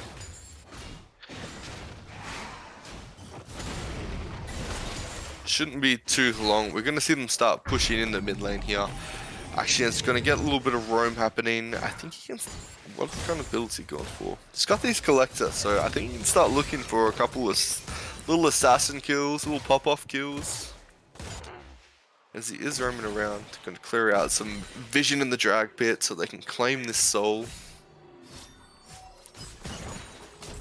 You gotta say, Astra are still playing a pretty good game though. They've done a lot better than some teams have against this team. I know they definitely did better than Youngbloods, so good to see. These guys have been playing really well so far against one of the top teams, which is what we were looking to see. Like another team with so much potential, but just not enough closing power. The fight's going to start for this drag pit any second. Kiritine's waiting in the brush below. He's going to look for a good ulti opportunity. There we go, Easy Doctor goes in, Frozen Tomb does land onto Alpha Arcasia, Kiritine is next to follow. There we go though, the Devour comes out from Tom Kench to keep him alive, the shield is there, Ultimate Feeder getting caught lacking, he's going to flash over the wall, but beautiful 3-man knockup, 4-man knockup from a Dream Tamim. This could spell disaster. Forsaken trying to peel the best he can, but unfortunately is not going to be for too long as Feast is going to secure his fate. Alpha Arcasia running a storm in the backline, Kiritine with a failed flash, and now Chan Chan the only one left alive. Heroic Swing is there, Abyssal Voyage is there, the mobility is there, 200 years seals the fate of Chan Chan, and that is going to be a full team wipe for Team Jewpies Angels. Yeah, no luck there for Blade X. He was kind of waiting in the back lines. I think he went on to Ultimate Feeder just to try and burst him down pretty quick, and then he started just waiting in the back line, was looking for some pretty big revives, but just no one died, unfortunately for him. I know he was looking for that big, huge 4-man revive this game, but they might even just go for Dancing Herald instead. This game's looking pretty over. Boom! Huge hits. They've got the Baron, so then the counter minion do its thing. Oh my goodness, massive into the knockup from Abyssal Voyage. What was that wombo combo? Easy Doctor popping the Frozen Tomb, but it's not going to be enough to keep him alive for all that long. There we go, Paranoia going in, they're looking to find one. They are able to find a cheeky kill onto Challenger for Jade, but he gets revived right away anyway because of Akshan, and Jewpies Angels close out the game with yet another miracle engage from Challenger for Jade. Well played, and GG. Challenger for Jade saying in the chat, giving me MVP. I'm pretty sure he got it this time. I gotta say, both that first kill, at the first fight in the Dragon Pit when he got the 4-man knockup into the Everfrost, and then he gets another 4-man knockup into an Everfrost to set up Tom Kench for a second time. Absolutely melted their health bars. Challenge for Jade, in my opinion. Not even a question. I think Challenger Jade MVP that game for sure. That was disgusting the way he turned those team fights in such heavy Jewpies' favor.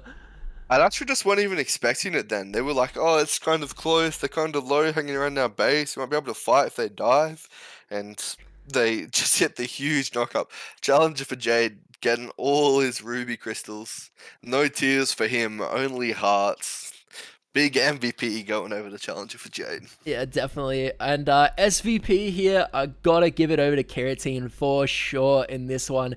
Made some really great plays. Again, made Bloodexer bleed in the early game. Beautiful counter initiation coming out of the brush with no vision.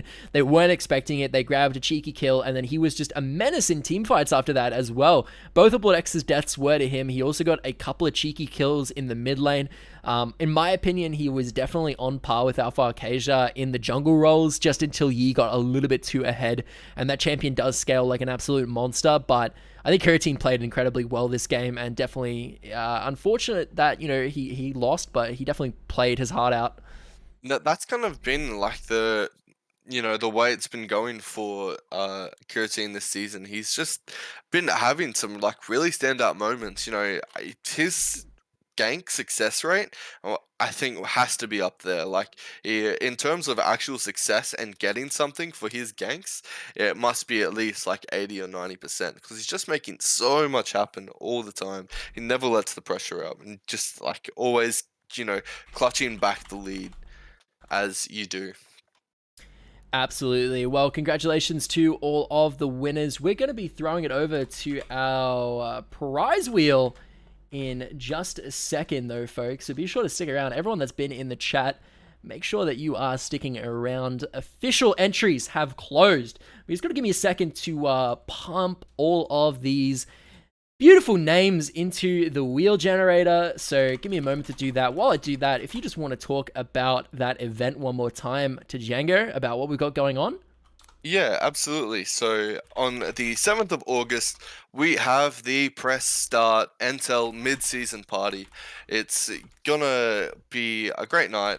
It's also got the NTEL, the GG Social Club Freshers Night. So it's gonna be all the NTEL players coming together, all the fans. We're gonna come out, everyone that's been coming to these events. We're all gonna get together, play some games, have a few drinks, and just get to know each other a bit better and have a chat, see how the season's going, share some insight, and have a good time. Once again, that's happening on the 7th of August. So not this Saturday, the next one coming. Should be a good time. Absolutely, definitely go and check that one out, folks. Well, let's throw it over. I still have not set up the audio on this, so when I throw it over to the wheel, it is going to be muted, both me and Django. So I'll do audio for you. Yes, alright. Here we go. So we're gonna throw it over to the wheel, and we're gonna spin this one and see who wins.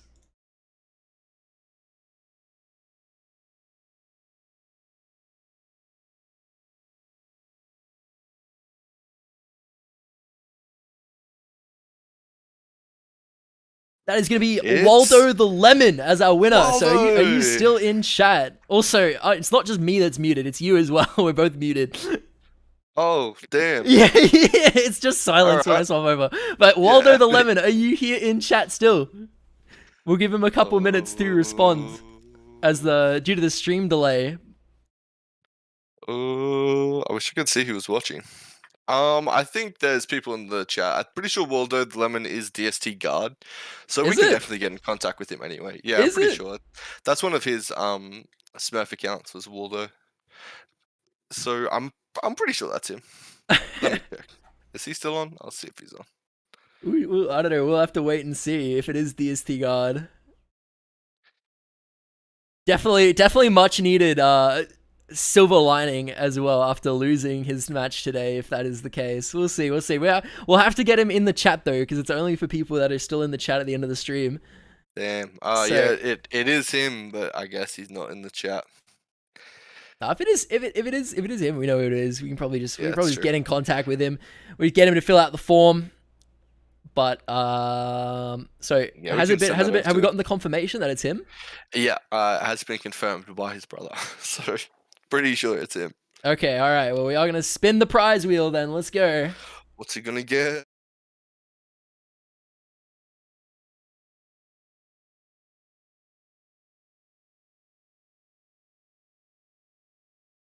And that is going to be a $15 voucher to Fresh Point. So, congratulations. Damn, that's breakfast, baby.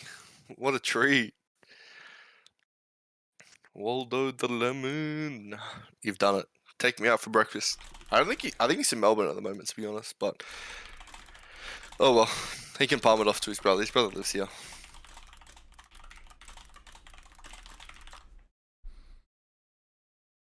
Alrighty, so congratulations to Eddie for that one, and we are going to be throwing it over to the end of the stream. Thank you so much to everyone who was tuning in today. What a great couple of games we've had. We're just going to throw it over to some music, but be sure to catch us on Thursday as we hop into round 7. And folks, we've reached a momentous occasion. If you want to look up a tournament TV right there, you'll see 50% matches played, baby. We are at the halfway point.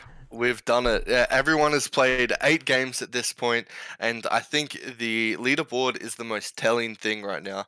There's some absolute shocks. I'll start by not much of a shock. Jewpies is coming in first place, 8 wins, 0 losses. You love to see it. Unfortunately, Destiny kind of falling behind on the ladder a bit with their loss to Casuarina Gentlemen today, and actually taking tied third place with Corona Spaceship, who came out of nowhere this season and have just been doing an absolute madness. And then again, Jobseekers Alliance has fallen to 5th place. They're 4 wins and 4 losses, which is not really what we expected from them. But we're halfway through the season, and there's plenty to fix, and they have heaps of potential as well. We'll see if Chris Strider can bring those guys to victory. Absolutely. Well, congratulations to all our players, folks, and thank you to all of our listeners for tuning in. We're going to throw it over to some music, and we'll catch you on Thursday for round 7 of the NTEL 2021 League.